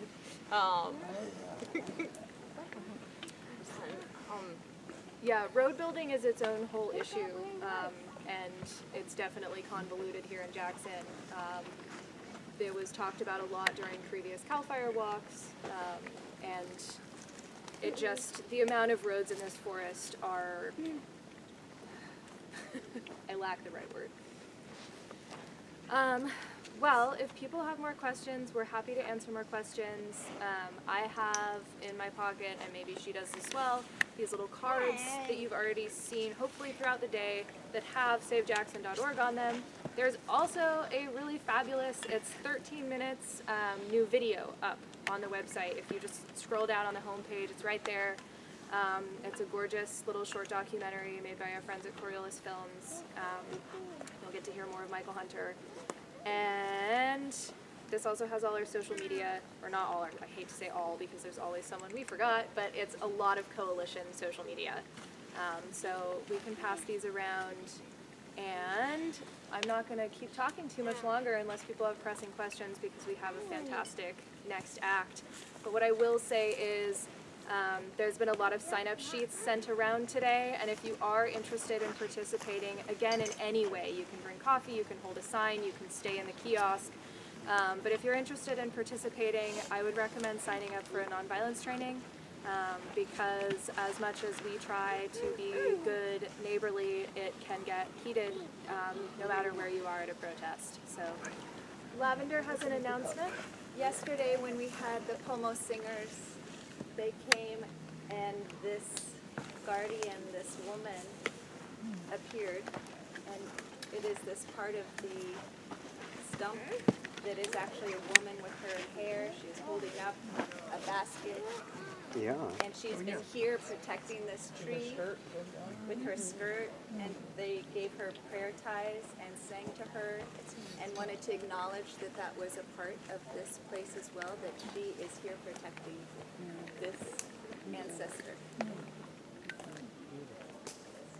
For everybody that just showed up and, yeah, just we're trying to stay out of this little circle here for safety reasons. This rope likes to swing around a bit while she's dancing. So, yeah, and I'm going to give a little introduction. Continuing the trend of amazing mothers and women. Yeah! This is amazing mother who is going to, we actually were the first 2 people to tree sit up there together. We spent a few nights. And she's going to do a really beautiful little dance for us. Bravo. Yay. Bravo.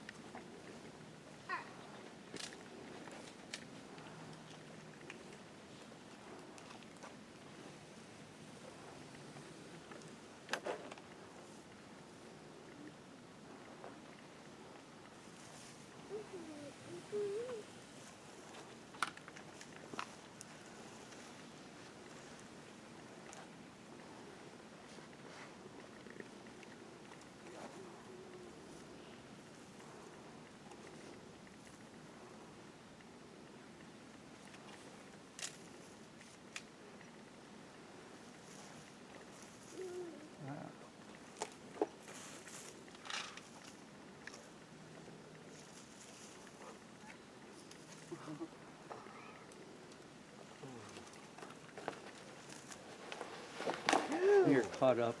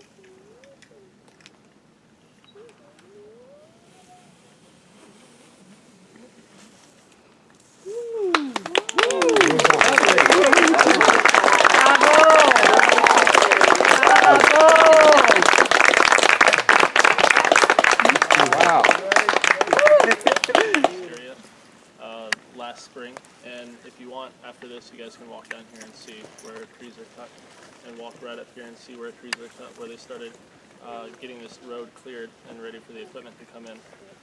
There were a really small group of community members that was coming out here 4 o'clock in the morning and protesting, and some people were coming into the forest. There was a tree sit happening up here, and this tree is only standing here because 2 or 3 women ran in here while there was they came in here very carefully while there was logging happening, and they hunkered down right here and just stayed here and waited.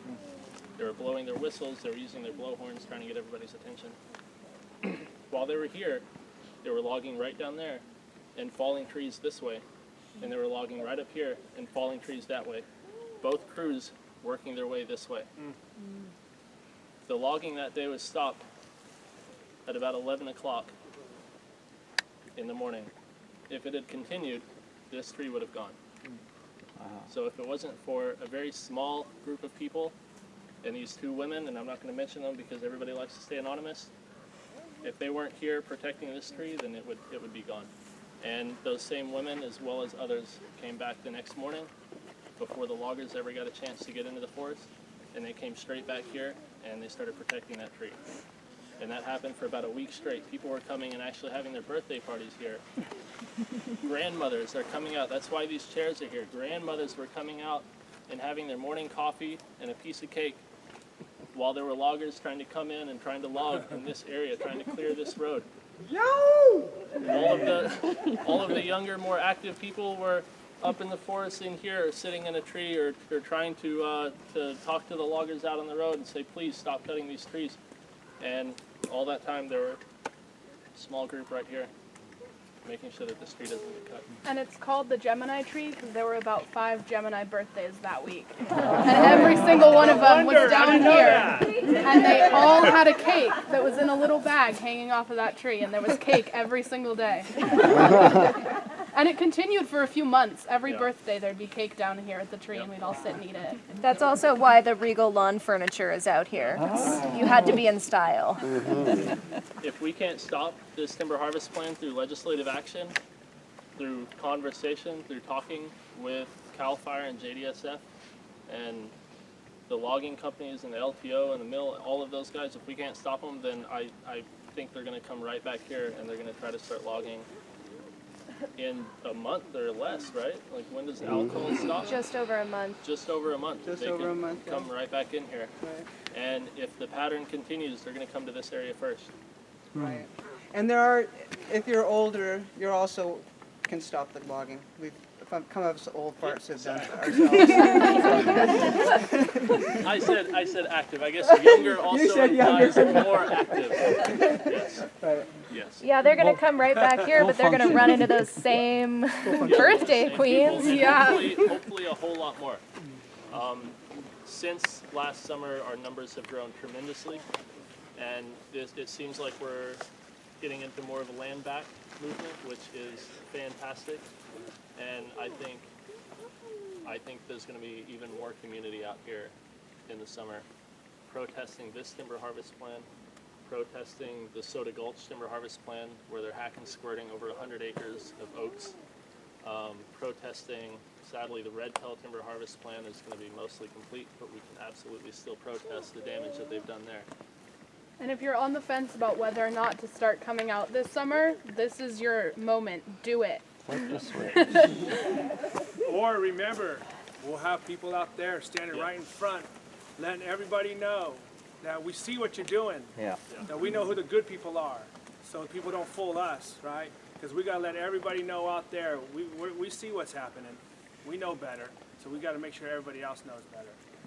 Bringing coffee is also a fantastic way to show support. Just got to throw that out there. I'm not saying you have to be the one that's putting your body on the front lines. I'm just saying you need to get involved to some extent, if you aren't already.